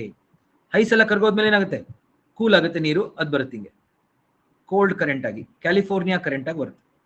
ಅದಾಯ್ತು ಎಲ್ಲರಿಗೂ? ಇಲ್ಲಿ ಕ್ಯಾಲಿಫೋರ್ನಿಯಾ ರಾಜ್ಯ ಇದೆ, ಅದಕ್ಕೆ ಕ್ಯಾಲಿಫೋರ್ನಿಯಾ ಕರೆಂಟ್, ಕ್ಯಾಲಿಫೋರ್ನಿಯಾ ಕರೆಂಟ್ ಆಗಿ ಬರುತ್ತೆ. ಆಯ್ತಾ? ಹಂಗೆ ಇಲ್ಲಿ ಧ್ರುವೀಯ ಪ್ರದೇಶದಿಂದ ಶೀತ ಮಾರುತ ಬರ್ತಾ ಇದೆ ನೋಡಿ, ಒಯಾಶಿಯೋ, ಇಲ್ಲಿಂದ ಬರೋದನ್ನ ಒಯಾಶಿಯೋ ಅಂತ ಕರಿತೀವಿ. ಒಯಾಶಿಯೋ, ಓಕೆ, ಒಯಾಶಿಯೋ ಕರೆಂಟ್, ಕೋಲ್ಡ್ ಕರೆಂಟ್. ಈ ಒಯಾಶಿಯೋ ಕೋಲ್ಡ್ ಕರೆಂಟ್ ಬಂದು ವಾರ್ಮ್ ಕರೆಂಟ್ ನ ಭೇಟಿ ಆಗ್ತಾ ಇದೆ. ಇಲ್ಲಿ ನಾ ಹೇಳಿದ್ದೀನಿ ಆಗ್ಲೇ, ವಾರ್ಮ್ ಕರೆಂಟ್ ಕೋಲ್ಡ್ ಕರೆಂಟ್ ಭೇಟಿ ಆದಾಗ, ಓಕೆ ನಾನು ಬರೆದ್ಬಿಡ್ತೀನಿ ನೋಡಿ, ಒಂದ್ ಕಡೆ ವಾರ್ಮ್, ಇನ್ನೊಂದು ಕಡೆಯಿಂದ ಕೋಲ್ಡ್ ಕರೆಂಟ್, ಎರಡು ಬಂದು ಸೇರೋ ಜಾಗದಲ್ಲಿ ಮೊದಲನೇದಾಗಿ ಹೀಟ್ ಎಕ್ಸ್ಚೇಂಜ್, ಶಾಖ ಹಸ್ತಾಂತರ ಆಗುತ್ತೆ, ಒಂದು ಹೀಟ್ ಟ್ರಾನ್ಸ್ಫರ್ ಆಗುತ್ತೆ ಒಂದರಿಂದ ಇನ್ನೊಂದು. ಅದಕ್ಕೆ ವಾರ್ಮ್ ಕರೆಂಟ್ ಇಂದ ಕೋಲ್ಡ್ ಕರೆಂಟ್ ಹೀಟ್ ಟ್ರಾನ್ಸ್ಫರ್ ಆಗುತ್ತೆ ಒಂದು. ಸೆಕೆಂಡ್, ತಾಪಮಾನ ಏನಾಗುತ್ತೆ ಅವಾಗ ಆ ಜಾಗದಲ್ಲಿ? ಹೆಚ್ಚಾಗುತ್ತೆ ಕಡಿಮೆ ಆಗುತ್ತಾ? ಕಡಿಮೆ ಆಗುತ್ತೆ. ಹೀಟ್ ಎಕ್ಸ್ಚೇಂಜ್ ಆದ್ಮೇಲಿಂದ ಟೆಂಪರೇಚರ್ ಕಡಿಮೆ ಆಗುತ್ತೆ. ಈ ಜಾಗದಲ್ಲಿ ವಾರ್ಮ್ ಕರೆಂಟ್ ಮೇಲೆ ತೇವಾಂಶ ಇರುತ್ತಲ್ಲ, ವಾರ್ಮ್ ಕರೆಂಟ್ ಮೇಲ್ಗಡೆ ತೇವಾಂಶ ಇರುತ್ತಲ್ಲ, ಅದೆಲ್ಲ ಕೋಲ್ಡ್ ಕರೆಂಟ್ ಜೊತೆ ಸಂಪರ್ಕಕ್ಕೆ ಬರ್ತಿದ್ದಂಗೆ ಉಷ್ಣಾಂಶ ಕಡಿಮೆ ಆಗೋದ್ರಿಂದ ತೇವಾಂಶ ಎಲ್ಲ ಘನೀಕರಣಗೊಂಡು ಫಾಗ್ ಆಗುತ್ತೆ. ಫಾಗ್ ಅರ್ಥ ಆಯ್ತು ಎಲ್ಲರಿಗೂ? ವಾರ್ಮ್ ಕರೆಂಟ್ ಮೇಲ್ಗಡೆ ತೇವಾಂಶ ಇರುತ್ತೆ, ಮಾಯಿಶ್ಚರ್ ಇರುತ್ತೆ. ಆ ಮಾಯಿಶ್ಚರ್ ಎಲ್ಲ ಏನಾಗುತ್ತೆ, ಕೋಲ್ಡ್ ಕರೆಂಟ್ ಜೊತೆ ಸಂಪರ್ಕಕ್ಕೆ ಬರ್ತಿದ್ದಂಗೆ ಅಲ್ಲೇ ತಾಪಮಾನ ಕಡಿಮೆ ಆಗಿ ಘನೀಕರಣಗೊಂಡು ನೀರ್ ಮೇಲೆನೆ ಫಾಗ್, ಕಾವಳ ಫಾರ್ಮ್ ಆಗುತ್ತೆ. ಅರ್ಥ ಆಯ್ತು ಎಲ್ಲರಿಗೂ? ಫಾಗ್ ಆದ ತಕ್ಷಣ ಏನಾಗುತ್ತೆ? ವಿಸಿಬಿಲಿಟಿ ಕಡಿಮೆ ಆಗುತ್ತೆ, ವಿಸಿಬಿಲಿಟಿ ಡಿಕ್ರೀಸ್ ಆಗುತ್ತೆ, ವಿಸಿಬಿಲಿಟಿ ಕಡಿಮೆ ಆಗುತ್ತೆ. ಅವಾಗ ಏನಾಗುತ್ತೆ? ಕಾಣುತ್ತಾ? ಹಡಗುಗಳ ಸಂಚಾರ ಕಾಣೋದಿಲ್ಲ. ಐಸ್ ಇದ್ರೆ ಕಾಣುತ್ತಾ? ನೀರ್ ಮೇಲೆ ಐಸ್ ಇದ್ರೆ ಕಾಣುತ್ತಾ? ನೀರ್ ಮೇಲೆ ಐಸ್ ಬರ್ಗ್ ಇದ್ರೆ ಕಾಣಲ್ಲ, ಹಡಗುಗಳು ಓಡಾಡ್ತಾ ಇರೋದು ಕಾಣೋದಿಲ್ಲ. ಶಿಪ್ ಆಕ್ಸಿಡೆಂಟ್ ಆಗುತ್ತಾ? ಹಡಗುಗಳು ಹೋಗಿ ಅದಕ್ಕೆ ಡಿಕ್ಕಿ ಹೊಡೆದು ಶಿಪ್ ಆಕ್ಸಿಡೆಂಟ್ ಆಗುತ್ತೆ, ಶಿಪ್ ರೆಕ್, ಹಡಗುಗಳು ದುರಂತ ಆಗುತ್ತೆ. ಈ ಜಾಗಗಳಲ್ಲೇ ಅತಿ ಹೆಚ್ಚು ಹಡಗುಗಳು ದುರಂತ ಆಗೋದು ಈ ತರ ವಾರ್ಮ್ ಕರೆಂಟ್ ಕೋಲ್ಡ್ ಕರೆಂಟ್ ಭೇಟಿ ಆಗೋ ಜಾಗದಲ್ಲಿ. ಆಯ್ತಾ? ಇಲ್ಲಿ ಈ ಜಾಗದಲ್ಲಿ ತುಂಬಾ ಜಾಸ್ತಿ ಪೋಷಕಗಳು ಕಂಡು ಬರುತ್ತದೆ, ನ್ಯೂಟ್ರಿಯೆಂಟ್ಸ್. ಆಯ್ತಾ? ನ್ಯೂಟ್ರಿಯೆಂಟ್ಸ್ ಜಾಸ್ತಿ ಆಗುತ್ತೆ. ಯಾಕೆ? ವಾರ್ಮ್ ಕರೆಂಟ್ ಕೋಲ್ಡ್ ಕರೆಂಟ್ ಬಂದು ಭೇಟಿ ಆಗುವಾಗ ನೈಟ್ರೋಜನ್, ಫಾಸ್ಫರಸ್, ಪೊಟ್ಯಾಶ್ ಎಲ್ಲ ತುಂಬಾ ಜಾಸ್ತಿ ಆಗುತ್ತೆ ಪೋಷಕಗಳು. ಆ ಪೋಷಕಗಳು ಏನ್ ಮಾಡ್ತವೆ? ಫೈಟೋಪ್ಲಾಂಟನ್ಗೆ ಪೂರಕ, ಫೈಟೋಪ್ಲಾಂಟನ್ ಬೆಳೆಯುತ್ತೆ. ಈ ಫೈಟೋಪ್ಲಾಂಟನ್ ತಿನ್ನಕ್ಕೆ ಏನ್ ಬರುತ್ತೆ? ಝೂ ಪ್ಲಾಂಟನ್ ಬರುತ್ತೆ. ಆ ಝೂ ಪ್ಲಾಂಟನ್ ತಿನ್ನೋದಕ್ಕೆ ಸ್ಮಾಲ್ ಫಿಶ್ ಬರುತ್ತೆ. ಗೊತ್ತಾಗ್ತಿದೆ ಎಲ್ಲರಿಗೂ? ಚಿಕ್ಕ ಮೀನುಗಳು. ಅದನ್ನ ತಿನ್ನಕ್ಕೆ ದೊಡ್ಡ ಮೀನು ಬರುತ್ತೆ. Large fish. ಅದನ್ನ ತಿನ್ನೋದಕ್ಕೆ ನಾವು ಮ್ಯಾನ್, ಅದನ್ನ ಹಿಡಿಯಕ್ಕೆ. ಸೊ ಫಿಶಿಂಗ್ ಝೋನ್ ಫಾರ್ಮ್ ಆಗುತ್ತೆ. ಆಹಾರ ಸರಪಳಿ ಇದು, ಆಹಾರ ಸರಪಳಿ, ಫುಡ್ ಚೈನ್. ಫುಡ್ ಚೈನ್ ನೋಡಿ ಹೆಂಗಿದೆ, phytoplankton, zooplankton, zooplankton, small fish, large fish, ಅದನ್ನ ನಾವು ಹಿಡಿತೀವಿ. ಫಿಶಿಂಗ್ ಝೋನ್ ಫಾರ್ಮ್ ಆಗುತ್ತೆ. ಅರ್ಥ ಆಯ್ತಾ ಎಲ್ಲರಿಗೂ? ಮೀನುಗಾರಿಕೆ ವಲಯಗಳು ಸುಲಭವಾಗಿ ನೋಡಿ, ಎಷ್ಟು ಚೆನ್ನಾಗಿ ಹೇಳಿದ್ದೀನಿ. ಎಲ್ಲ ಒಂದೊಂದಾಗಿ ಸ್ಟೆಪ್ ಬೈ ಸ್ಟೆಪ್ ಹೇಳಿದ್ದೀನಿ ನಾನು, ಏನಾಗುತ್ತೆ.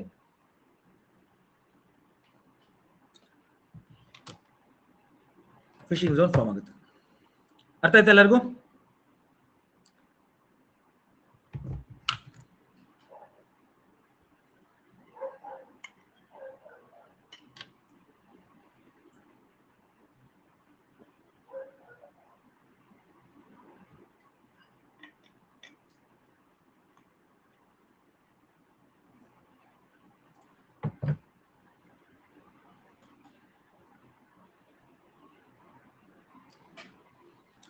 ಸೊ ಎಲ್ಲರಿಗೂ ಗೊತ್ತಾಯ್ತಲ್ಲ ಫಿಶಿಂಗ್ ಝೋನ್.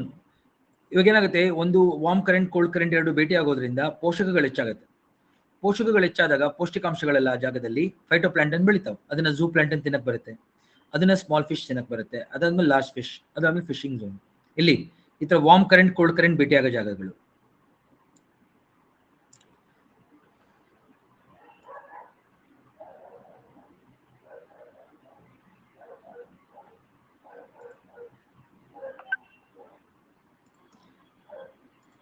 ಎಸ್ ಆಕಾಶ್, ನಾವು ಅನ್ ಅಕಾಡೆಮಿನಲ್ಲೂ ಕ್ಲಾಸ್ ಮಾಡಿದ್ವಲ್ಲ, ಅವಾಗಿಂದು ನಿಮ್ಗೆ ರಿವಿಷನ್ ಆಗ್ತಾ ಇದೆ ಈಗ, ಹೌದಲ್ವಾ? Very good. Yes. So please ದಯವಿಟ್ಟು ನಿಮ್ಗೆ ಬಾಕಿ ಸ್ಟೂಡೆಂಟ್ಸ್ ಕಾಂಟ್ಯಾಕ್ಟ್ ಅಲ್ಲಿ ಇದ್ರೆ ಅವ್ರಿಗೆ ನನ್ನ ಬಗ್ಗೆ ಹೇಳಿ. ಸೊ ನಮ್ಮ ಕೋರ್ಸ್ ಬಗ್ಗೆ ಹೇಳಿ, ಅವ್ರಗಳಿಗೂ ಈ ಕೋರ್ಸ್ ತಗೊಳ್ಳಿಕ್ಕೆ ಪ್ರೋತ್ಸಾಹ ಕೊಡಿ. ಯಾಕೆಂದ್ರೆ ನಮ್ಗೆ ಇನ್ನೂ ಹೆಚ್ಚಿನ ಸಂಖ್ಯೆಯಲ್ಲಿ ವಿದ್ಯಾರ್ಥಿಗಳು ಬೇಕು, ಗೊತ್ತಿಲ್ಲ?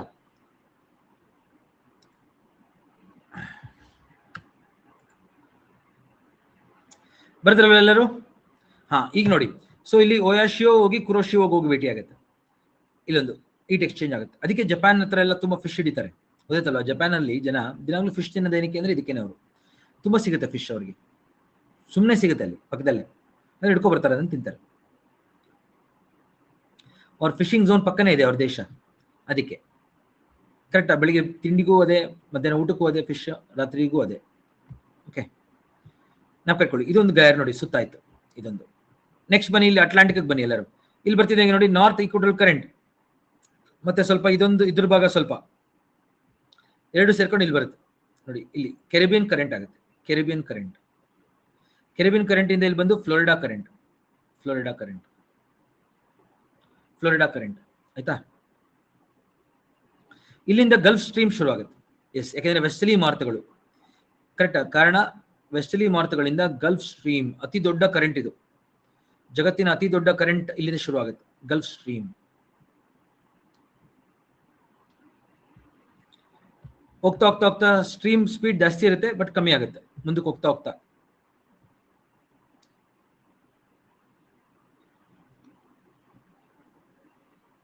ಈ ರೀತಿ ಗಲ್ಫ್ ಸ್ಟ್ರೀಮ್ ಶುರುನಲ್ಲಿ, ಬಟ್ ಹೋಗ್ತಾ ಹೋಗ್ತಾ ಹೋಗ್ತಾ north Pacific, north Atlantic drift ಅಂತ ಕರಿತೀವಿ.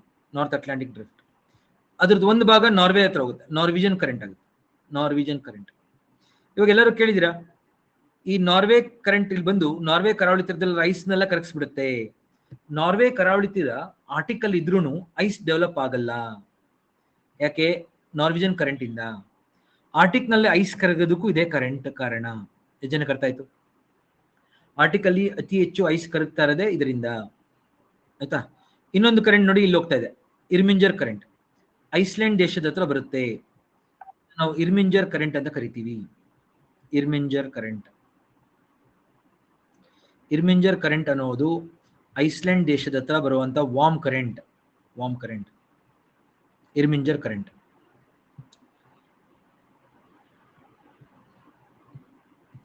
ನಾವು ಕಟ್ಕೊಳ್ಳಿ, Irminger is a warm current, Iceland ಹತ್ರ ಬರುತ್ತೆ, ಇಲ್ಲಿ ಇರ್ಮಿಂಜರ್. ಆಯ್ತಾ? ನೆಕ್ಸ್ಟ್ ಇಲ್ಲಿ ಹೋಗ್ತಾ ಇದೆ ನೋಡಿ, ಈ ಕರೆಂಟ್, ಈ ಗಲ್ಫ್ ಸ್ಟ್ರೀಮ್ ಒಂದು ಭಾಗ ಇಲ್ಲಿಂದ ಬರುವಂತ ಧ್ರುವೀಯ ಶೀತ ಮಾರುತಗಳ ಜೊತೆಗೆ ಸೇರ್ಕೊಳ್ಳುತ್ತೆ ಮತ್ತು ಕರೆಂಟ್ ಜೊತೆ ಸೇರ್ಕೊಳ್ಳುತ್ತೆ. ಇಲ್ಲಿಂದ ಬರೋದು ಲ್ಯಾಬ್ರಡಾರ್ ಕರೆಂಟ್, ಲ್ಯಾಬ್ರಡಾರ್. ಇಲ್ಲಿಂದ ಬರೋದು ಗ್ರೀನ್ಲ್ಯಾಂಡ್ ಕರೆಂಟ್, ಲ್ಯಾಬ್ರಡಾರ್ ಕರೆಂಟ್ ಮತ್ತು ಗ್ರೀನ್ಲ್ಯಾಂಡ್ ಕರೆಂಟ್ ಜೊತೆಗೆ ಸೇರುತ್ತೆ. ಅವಾಗ ಹೀಟ್ ಎಕ್ಸ್ಚೇಂಜ್ ಆಗುತ್ತೆ, ಇಲ್ಲೊಂದು ಫಿಶಿಂಗ್ ಝೋನ್ ಫಾರ್ಮ್ ಆಗುತ್ತೆ. ಫಿಶಿಂಗ್ ಝೋನ್ ಇಸ್ ಫೌಂಡ್ ಇಲ್ಲಿ, ಆಯ್ತಾ. ಇಲ್ಲೊಂದು ಫಿಶಿಂಗ್ ಝೋನ್ ಫಾರ್ಮ್ ಆಗುತ್ತೆ ಲ್ಯಾಬ್ರಡಾರ್ ಭಾಗದಲ್ಲಿ. ಇಲ್ಲೇ ಹಡಗು, ಟೈಟಾನಿಕ್ ಹಡಗು ಮುಳುಗಿದ್ದು ಈ ಜಾಗದಲ್ಲೇ, ಆಯ್ತಾ, ಲ್ಯಾಬ್ರಡಾರ್ ಸೀನಲ್ಲಿ. ನೆಕ್ಸ್ಟ್ ನೋಡಿ, ಇಲ್ಲಿ ಬರ್ತಾ ಇದೆ ಇನ್ನೊಂದು ಕರೆಂಟ್, ಅದನ್ನ ನಾವು ನಾರ್ತ್ ಸಿ ಕರೆಂಟ್ ಅಂತ ಕರಿತೀವಿ. ನಾರ್ತ್ ಸಿ ಕರೆಂಟ್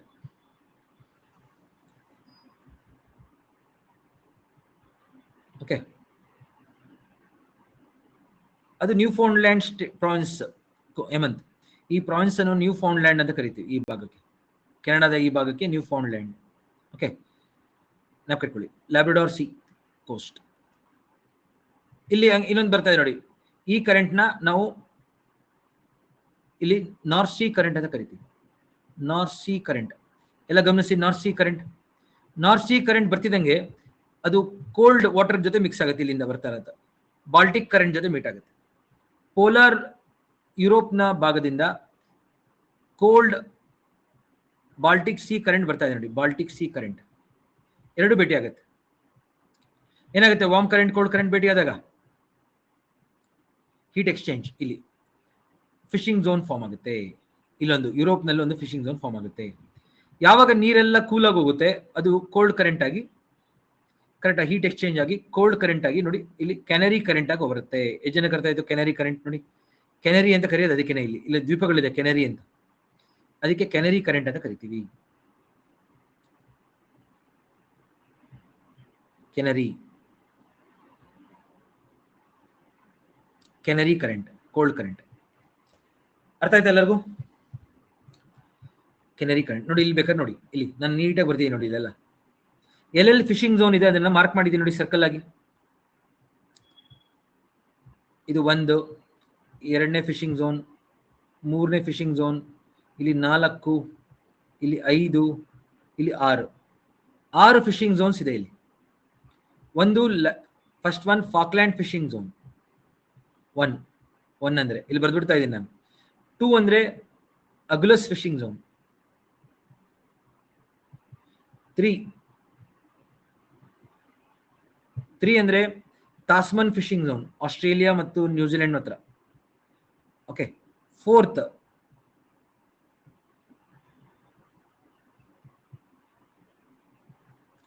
ನೋಡಿ, 4th Japanese fishing zone. 5th dagger bank, Japanese bank, dagger bank fishing bank. 6th one grand bank, ಆಯ್ತಾ, ಗ್ರ್ಯಾಂಡ್ ಬ್ಯಾಂಕ್ ಅತಿ ದೊಡ್ಡದು. 6ನೇದು ಲಾರ್ಜೆಸ್ಟ್ ಇಸ್ ಗ್ರ್ಯಾಂಡ್ ಬ್ಯಾಂಕ್.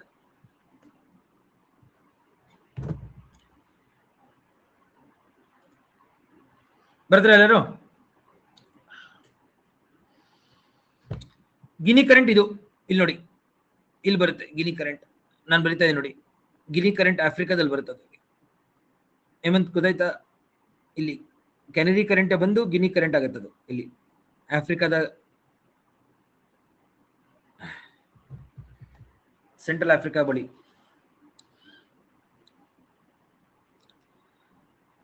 ನೋಡ್ರಪ್ಪ, ಒಳ್ಳೆ ಟಾಪಿಕ್ ಕವರ್ ಮಾಡಿದೀವಿ ಇವತ್ತು. ಓಷನ್ ಕರೆಂಟ್ಸ್ ಎಷ್ಟು ಗೈರ್ಗಳನ್ನ ನೋಡಿದ್ವಿ ನೋಡಿ. ಒಂದು ಇದು first one gyre, South Atlantic gyre. ಇದು South Indian, South Pacific, North Pacific gyre. 5ನೇದು ಇದು. 5 ಗೈರ್ಗಳಿದೆ.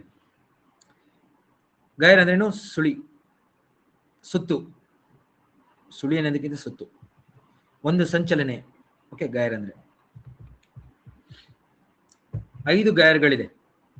ಹಂಗೆ ಗಾರ್ಬೇಜ್ ಪ್ಯಾಚ್ ಕೂಡ, ಕರೆಕ್ಟಾ? ಎಲ್ಲ ಅಂದ್ರೆ ಗಾಳಿ ಕರೆಂಟ್ ಹಿಂಗ್ ಹೋದಾಗ ಏನಾಗುತ್ತೆ, ಎಲ್ಲ ಕಡೆಯಿಂದ ನೀರು, ಅದ್ರ ಎಲ್ಲ ಪ್ಲಾಸ್ಟಿಕ್ನೆಲ್ಲ ತಗೊಂಡೋಗಿ ಒಂದ್ ಕಡೆ ಸಂಗ್ರಹ ಮಾಡ್ಕೊಬಿಡುತ್ತೆ. ಮತ್ತೆ ಬರೀರಿ ಎಲ್ಲರೂ, ವಾರ್ಮ್ ಕರೆಂಟ್ ಯಾವುದು, ಕೋಲ್ಡ್ ಕರೆಂಟ್ ಯಾವುದು, ಬೇಗ ಬರೀರಿ. ನಾರ್ತ್ ಈಕ್ವಿಟೋರಿಯಲ್ ಕರೆಂಟ್, ಆಯ್ತಾ, ಕುರೋಶಿವೋ, ಅಲಾಸ್ಕಾ ಕರೆಂಟ್, ಆಯ್ತಾ. ಆಯ್ತಾ, Gulf Stream, Florida current, Caribbean current, ಇವೆಲ್ಲ ವಾರ್ಮ್. ಹಂಗೆ ಏನ್ ನೋಡಿದ್ವಿ ನಾವು, ಇವೆಲ್ಲ ಇದು Norwegian current, Irminger current Iceland ಹತ್ರ, ಆಮೇಲೆ ನಾರ್ತ್ ಸಿ ಕರೆಂಟ್, ಇವೆಲ್ಲ ವಾರ್ಮ್ ಕರೆಂಟ್. ಹಂಗೆ ಕೋಲ್ಡ್ ಕರೆಂಟ್ ನೋಡಿದ್ವಿ ತುಂಬಾ, ಲ್ಯಾಬ್ರಡಾರ್, ಒಯಾಶಿಯೋ, ಕ್ಯಾಲಿಫೋರ್ನಿಯಾ,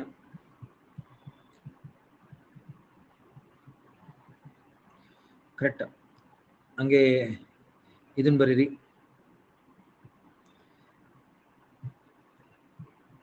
ಬರೀರಿ ಹೇಳ್ತೀನಿ, ನಾನು ಎಲ್ಲ ಕವರ್ ಮಾಡ್ತೀನಿ. ಕ್ಯಾಲಿಫೋರ್ನಿಯಾ ಕರೆಂಟ್ ಆಯ್ತಾ, ಆಮೇಲೆ ಏನಾದ್ ಬಿಟ್ಟಿದೀವಿ ನೋಡಿ, Greenland current, East Greenland current,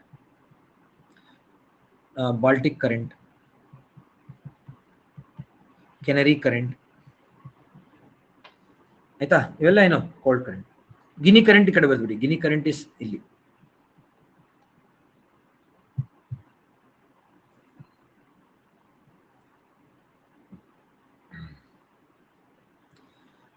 Akash, ನಾವು ಆಗ್ಲೇ ಕ್ಲಾಸ್ ಸ್ಟಾರ್ಟಿಂಗ್ ಅಲ್ಲೇ ಹೇಳ್ಬಿಟ್ಟಿದೀವಿ ಡೆಸರ್ಟ್ ಏನಕ್ಕೆ ಫಾರ್ಮ್ ಆಗುತ್ತೆ ಅಂತ. ನೀವು ಲೇಟಾಗಿ ಬಂದ್ರಿ ಅನ್ಸುತ್ತೆ. ಇಲ್ಲಿ ನೋಡಿ, ಕೋಲ್ಡ್ ಕರೆಂಟ್ ಇರುತ್ತಲ್ಲ, ಕೋಲ್ಡ್ ಕರೆಂಟ್ ಇರೋದ್ರಿಂದ ನೀರಿನ ಉಷ್ಣಾಂಶ ಕಡಿಮೆ, ಟೆಂಪರೇಚರ್ ಕಡಿಮೆ, ಎವಾಪರೇಷನ್ ಆಗಲ್ಲ, ಡ್ರೈ ಏರ್ ಇರುತ್ತೆ, ಒಣಗಾಳಿ ಬೀಸಿದ್ರೆ ಮಳೆ ಆಗಲ್ಲ. ಅದಕ್ಕೆ ಈ ಕಡೆ ಪಶ್ಚಿಮಕ್ಕೆ ಡೆಸರ್ಟ್ ಫಾರ್ಮ್ ಆಗುತ್ತೆ, ಗೊತ್ತಾಯ್ತಾ? ಅದಕ್ಕೆ ಆಸ್ಟ್ರೇಲಿಯಾ ಎಕ್ಸಾಂಪಲ್ ತಗೊಂಡೇ ಹೇಳಿದ್ದೀನಿ ನಾನು ಸ್ಟಾರ್ಟಿಂಗ್. ಆಸ್ಟ್ರೇಲಿಯಾ ಎಕ್ಸಾಂಪಲ್ ತಗೊಂಡೆ ಸ್ಟಾರ್ಟಿಂಗ್ ಹೇಳಿದ್ದೀನಿ ನಾನು.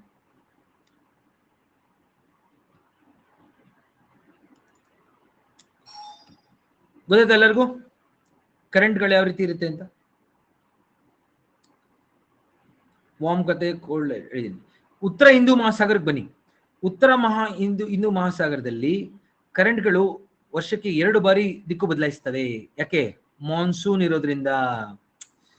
ಉತ್ತರ ಹಿಂದೂ ಮಹಾಸಾಗರದಲ್ಲಿ ನಮ್ಮ ಪ್ರವಾಹಗಳು ಗಾಳಿಯಿಂದ ಪ್ರೇರಿತಗೊಳ್ಳುತ್ತವೆ, ಅಥವಾ ಗಾಳಿಯಿಂದ ಪ್ರೋತ್ಸಾಹ ಸಿಗುತ್ತೆ ಇವುಗಳಿಗೆ. ಗಾಳಿ ದಿಕ್ಕು 2 ಸತಿ ಚೇಂಜ್ ಆಗುತ್ತಾ? ಜಗತ್ತಿನಾದ್ಯಂತ ಕರೆಕ್ಟ್ ಆಗಿ ಒಂದೇ ಕಡೆ ಇರುತ್ತೆ ಎಲ್ಲ ಕಡೆ. ಸೊ ಓಷನ್ ಕರೆಂಟು ಹಂಗೆ ಇರುತ್ತೆ. ನಮ್ಮಲ್ಲಿ ಮಾತ್ರ ಹಿಮಾಲಯ ಬೆಟ್ಟ ಇರೋದು, ಹೌದಾ? ಮಾನ್ಸೂನ್ ವ್ಯವಸ್ಥೆ ಇರೋದು ನಮ್ಮಲ್ಲಿ ಮಾತ್ರ ತಾನೆ, ಆಯ್ತಾ? ಹಿಮಾಲಯ ಮತ್ತು ಮಾನ್ಸೂನ್ ವ್ಯವಸ್ಥೆ ಇರೋದು ನಮ್ಮಲ್ಲಿ ಮಾತ್ರ. ಈ ತರ ನಮ್ಮಲ್ಲಿ ನಮಗೆ ಸೌತ್ ವೆಸ್ಟ್ ಮಾನ್ಸೂನ್ ಜ್ಞಾಪಕ ಎಲ್ಲರಿಗೂ? ಮೇ ಜೂನ್ ತಿಂಗಳಲ್ಲಿ ಲೋ ಪ್ರೆಷರ್ ಇಲ್ಲಿರುತ್ತೆ ಭಾರತದ ಮೇಲೆ. ಲೋ ಪ್ರೆಷರ್ ಯಾವಾಗ ಇಲ್ಲಿರುತ್ತೆ, ಅವಾಗ ಗಾಳಿ ದಕ್ಷಿಣದಿಂದ ಸೌತ್ ಈಸ್ಟ್ ಮಾರುತಗಳು ಬರ್ತವೆ. ಈ ಸೌತ್ ಈಸ್ಟ್ ಮಾರುತಗಳು ಈಕ್ವೇಟರ್ನ ಕ್ರಾಸ್ ಆದ ತಕ್ಷಣ ಆಗುತ್ತೆ, ಕೊರಲಿಸ್ ಬಲದಿಂದ ಸೌತ್ ವೆಸ್ಟ್ ಆಗುತ್ತೆ. ಜ್ಞಾಪಕ ಇದೆಯಾ ಎಲ್ಲರಿಗೂ? South East winds equator cross ಆದ ತಕ್ಷಣ ಕೊರಿಯಲಿಸ್ ಬಲ ಅದನ್ನ ಬಲಕ್ಕೆ ತಿರುಗಿಸಿ ಸೌತ್ ವೆಸ್ಟ್ ಆಗುತ್ತೆ. ಸೊ ಸೌತ್ ವೆಸ್ಟ್ ಇಂದ ಗಾಳಿ ಬೀಸ್ತಾ ಇದ್ರೆ ಏನಾಗುತ್ತೆ, ನೀರು ಕೂಡ ಹಂಗೆ ಚಲನೆ ಶುರು ಮಾಡುತ್ತೆ. ನೋಡಿ ನಾರ್ತ್ ಈಕ್ವಲ್ ಕರೆಂಟ್ ಇದ್ದೇನಾಗುತ್ತೆ, ಹಿಂಗ್ ಬರುತ್ತೆ ಮೇಲೆ, ಗುಜರಾತ್ ಕಡೆ ಬಂದು ಕೆಳಗಡೆ ಬರುತ್ತೆ, ಹಿಂಗೆ ಭಾರತ ಶ್ರೀಲಂಕಾನ ದಾಟಿ ಹಿಂಗ್ ಹೋಗುತ್ತೆ. ಭೂಮಿನೇ ಪಾಲಿಸುತ್ತೆ. ನಮ್ಮ ಭೂಮಿಯ ಆಕಾರವನ್ನು ಪಾಲನೆ ಮಾಡಿ ಎಂ ಆಕಾರದಲ್ಲಿ ನೋಡಿ ಹಿಂಗ್ ಹೋಗುತ್ತೆ, ಹಿಂಗೆ ಈ ರೀತಿ. ಯಾಕೆ ಈ ತರ ಕಾಣ್ತಾ ಇದೆ ಅಂದ್ರೆ, ನಮ್ಮ ಪೆನಿನ್ಸುಲಾ ಪ್ರದೇಶ ಇರೋದ್ರಿಂದ. ಕರೆಕ್ಟಾ? ನಮ್ಮ ಪೆನಿನ್ಸುಲಾ ಪ್ರದೇಶ ಈ ರೀತಿ ಇರೋದ್ರಿಂದ ನೋಡಿ, ಈ ರೀತಿ ಈ ತರ ನಮ್ಮ ಕರೆಂಟ್ ಕೂಡ ಹಿಂಗೆ ಪಾಸ್ ಆಗುತ್ತೆ, ಹೌದಾ? ಗೊತ್ತಾಯ್ತಾ ಎಲ್ಲರಿಗೂ? ಎಂ ಆಕಾರದಲ್ಲಿ. ಇದು ಸೌತ್ ವೆಸ್ಟ್ ಮಾನ್ಸೂನ್ ಡ್ರಿಫ್ಟ್. ಇದು ಯಾಕಂದ್ರೆ ನೈಋತ್ಯ ಮುಂಗಾರು ಪ್ರವಾಹ, ಕನ್ನಡದಲ್ಲಿ ನೈಋತ್ಯ ಮುಂಗಾರು ಪ್ರವಾಹ. ಓಕೆ, ನೈಋತ್ಯ ಮುಂಗಾರು ಪ್ರವಾಹ ಜೂನ್ ಟು ಸೆಪ್ಟೆಂಬರ್ ಹಿಂಗಿರುತ್ತೆ. ಅದೇ ಸೆಪ್ಟೆಂಬರ್ ಮುಗಿತಿದ್ದಂಗೆ ಈಕ್ವೇಟರ್ ಹತ್ರ ವಾಪಸ್ ಹೊಟ್ಟೋಗುತ್ತೆ ಲೋ ಪ್ರೆಷರ್, ಹೌದಾ? ಲೋ ಪ್ರೆಷರ್ ಇಲ್ಲಿ ಬಂದ್ಬಿಡುತ್ತೆ. ಅವಾಗ ವಿಂಡ್ ಏನಾಗುತ್ತೆ, ಹೈ ಪ್ರೆಷರ್ ಕಡೆಯಿಂದ ಗಾಳಿ ಬೀಸಕ್ಕೆ ಶುರು ಆಗುತ್ತೆ. ಹಿಂಗೆ ನಾರ್ತ್ ಈಸ್ಟ್ ಹಿಂಗಾರು, ಜ್ಞಾಪಕ ಎಲ್ಲರಿಗೂ? ಹಿಂಗಾರು ಮಾರುತಗಳು, ಹಿಂಗಾರು ಬರಕ್ಷ ಅದು ಅಕ್ಟೋಬರ್, ನವೆಂಬರ್, ಡಿಸೆಂಬರ್, ಜನವರಿ, ಫೆಬ್ರವರಿ, ಮಾರ್ಚ್, ಏಪ್ರಿಲ್, ಮೇ ಹಿಂಗಾರು ಮಾರುತಗಳು. ಯಾವಾಗ ಹಿಂಗಾರು ಶುರು ಆಗುತ್ತೆ, ಅರ್ಥ ಆಗ್ತಿದೆ ಎಲ್ಲರಿಗೂ? ಹಿಂಗಾರು ಮಾರುತಗಳು ಶುರು ಆಗುತ್ತೆ, ಅವಾಗ ಗಾಳಿ ವಾಪಸ್ ಹೋಗುತ್ತೆ. ಗಾಳಿ ವಾಪಸ್ ಹೋದಾಗ ನೀರು ಹೋಗುತ್ತೆ, ನೋಡಿ ವಾಪಸ್ ಹೋಗ್ತಾ ಇದೆ ನೋಡಿ ನೀರು, ಆಯ್ತು ಅಂತ ಹಿಂಗ್ ಬರ್ತಾ ಇದೆ ನೋಡಿ, ಹಿಂಗ್ ಬರುತ್ತೆ ಭಾರತದ ಮುಖಾಂತರ ಹಿಂಗೆ. ಇದನ್ನ ನಾವು ನಾರ್ತ್ ಈಸ್ಟ್ ಹಿಂಗಾರು ಮಾನ್ಸೂನ್ ಡ್ರಿಫ್ಟ್ ಅಂತ ಕರಿತೀವಿ. ಗೊತ್ತಾ, ಭಾರತದಲ್ಲಿ ಉತ್ತರ ಹಿಂದೂ ಮಹಾಸಾಗರದಲ್ಲಿ ನಮಗೆ ಮಾನ್ಸೂನ್ ವಿಂಡ್ ವ್ಯವಸ್ಥೆ ಇರೋದ್ರಿಂದ, ಮಾನ್ಸೂನ್ ವಿಂಡ್ಸ್ ಇರೋದ್ರಿಂದ, ಮಾನ್ಸೂನ್ ಏನು seasonal reversal of the wind, winds season ತಕ್ಕಂತೆ ಚೇಂಜ್ ಆಗುತ್ತೆ. ನಾರ್ತ್ ಈಸ್ಟ್ ಇರುತ್ತೆ, 4 ತಿಂಗಳಿಗೆ ಸೌತ್ ವೆಸ್ಟ್ ಆಗುತ್ತೆ. ಆ ರಿವರ್ಸಲ್ ಇರುತ್ತಲ್ಲ, ರಿವರ್ಸಲ್, ಅದನ್ನೇ ನಾವು ಮಾನ್ಸೂನ್ ಅಂತ ಕರೀತಾರೆ. Monsoon is basically a reversal of winds. ಗೊತ್ತಾಯ್ತಲ್ಲ, ನಾರ್ತ್ ಈಸ್ಟ್ ಇದ್ದಿದ್ದು ಸೌತ್ ವೆಸ್ಟ್ ಆಗಿ ಬರುತ್ತೆ. ಅವಾಗ ನಮ್ಗೆ ಕರೆಂಟ್ ಸಹ ಚೇಂಜ್ ಆಗುತ್ತೆ. ಎಷ್ಟು ಜನ ಕರ್ತ ಆಯ್ತು? ಎಲ್ಲ ಕಡೆ ವರ್ಲ್ಡ್ ವೈಡ್ ಒಂದೇ ತರ ಇರುತ್ತೆ ಕರೆಂಟ್, ಇಲ್ಲಿ ಮಾತ್ರ 2 ಸತಿ ಚೇಂಜ್ ಆಗುತ್ತೆ.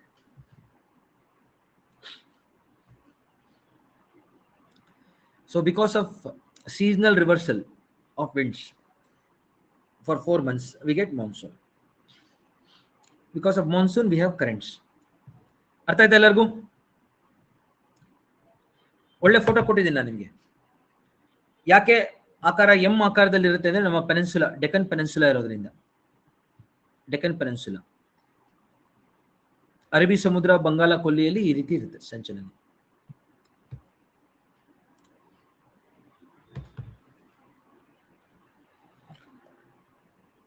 ಅರ್ಥ ಆಯ್ತಾ ಎಲ್ಲರಿಗೂ ಫ್ರೆಂಡ್ಸ್? ಇವತ್ತು ಓಷನ್ ಕರೆಂಟ್ಸ್ ಅರ್ಥ ಮಾಡ್ಕೊಳ್ಳಿ, ನಾಳೆಲ್ಲ ಓದ್ಕೊಂಡು ಬನ್ನಿ. ನಾಳೆ ಏನ್ ಮಾಡ್ತೀನಿ ನಾನು ನೋಡಿ, ಎಲ್ಲ ಕೊಟ್ಟಿದ್ದೀನಿ ನಾನು. ಯಾವಾಗ ವಾರ್ಮ್ ಕರೆಂಟ್, ಕೋಲ್ಡ್ ಕರೆಂಟ್ ಭೇಟಿಯಾದಾಗ ಮೀನುಗಾರಿಕೆ ವಲಯಗಳು, ಆಹಾರ ಸರಪಳಿ ಕೊಟ್ಟಿದೆ ನೋಡಿ. ಫಿಶಿಂಗ್ ಝೋನ್, ಆಹಾರ ಸರಪಳಿ ಯಾವ ರೀತಿ ಇರುತ್ತೆ ಆಯ್ತಾ? ಇಂಗ್ಲಿಷಲ್ಲೂ ಇದೆ ಇಲ್ಲಿ. ಗೊತ್ತಾಯ್ತಾ ಎಲ್ಲರಿಗೂ?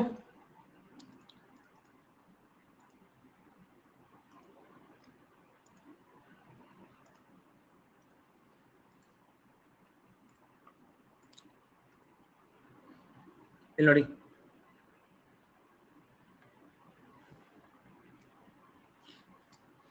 ಓಷನ್ ಕರೆಂಟ್ಸ್ಗಳನ್ನ ನಾನು ಒಂದ್ ಕಡೆ ಅನಿಮೇಷನ್ ತರ ಮಾಡಿದ್ದೀನಿ.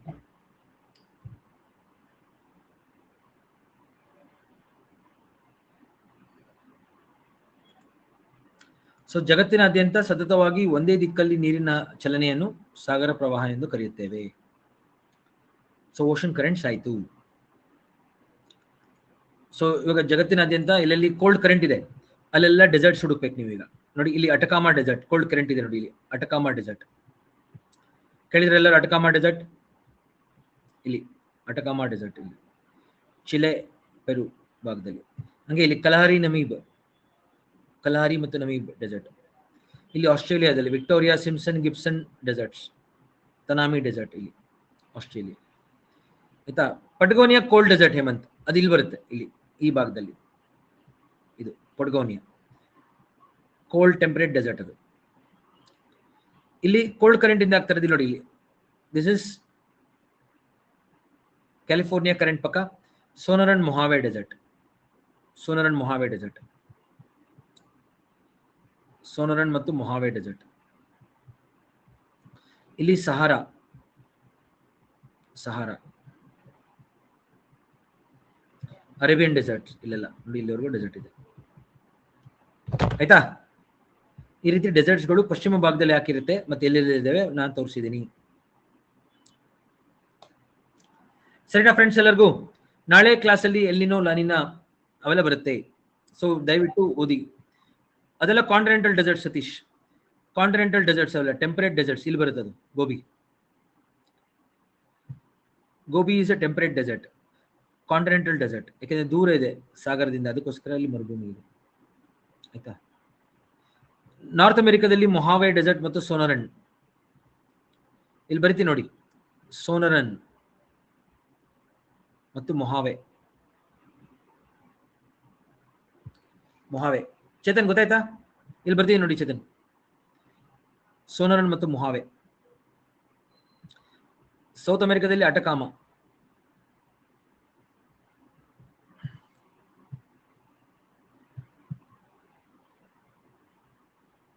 Okay, done. So tomorrow's class will meet. ದಯವಿಟ್ಟು ನಿಮ್ಮ ಕೆಲಸ ಏನು ಅಂದ್ರೆ ನಿಮ್ಮ ಸ್ನೇಹಿತರಿಗೆ ಹೇಳೋದು ನಮ್ಮ ತರಗತಿ ಬಗ್ಗೆ, ಹೌದಾ? ಸೊ ದಯವಿಟ್ಟು ಎಲ್ಲರಿಗೂ ಹೇಳಿ, ನಮ್ಮ ಕೋರ್ಸ್ಗೆ ಜಾಯ್ನ್ ಆಗಲಿಕ್ಕೆ ಪ್ರೋತ್ಸಾಹ ಕೊಡಿ. ಅವ್ರಿಗೂ ದಯವಿಟ್ಟು ಹೆಚ್ಚಿನ ಸಂಖ್ಯೆಯಲ್ಲಿ ನಿಮ್ಮ ಸ್ನೇಹಿತರಿಗೆ ಹೇಳಿ. ಜಾಗ್ರಫಿ ಮತ್ತು ಎನ್ವೈರನ್ಮೆಂಟ್ ಕೋರ್ಸ್ ಬಗ್ಗೆ ಮತ್ತು ನಮ್ಮ ತರಗತಿಗಳ ಬಗ್ಗೆ. ಆಯ್ತಾ? Thank you all.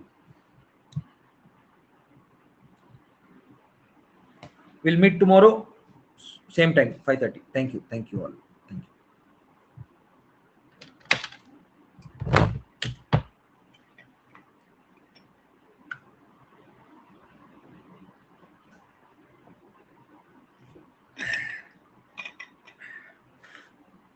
ಪ್ಲೀಸ್ ಎಲ್ಲ ರಿವೈಸ್ ಮಾಡಿ ಬನ್ನಿ ನಾಳೆ. ಕ್ಲೈಮೆಟಾಲಜಿ, ಓಷನೋಗ್ರಫಿ ಎಲ್ಲ ರಿವೈಸ್ ಮಾಡಿ ಬನ್ನಿ ನಾಳೆ. Okay, thank you.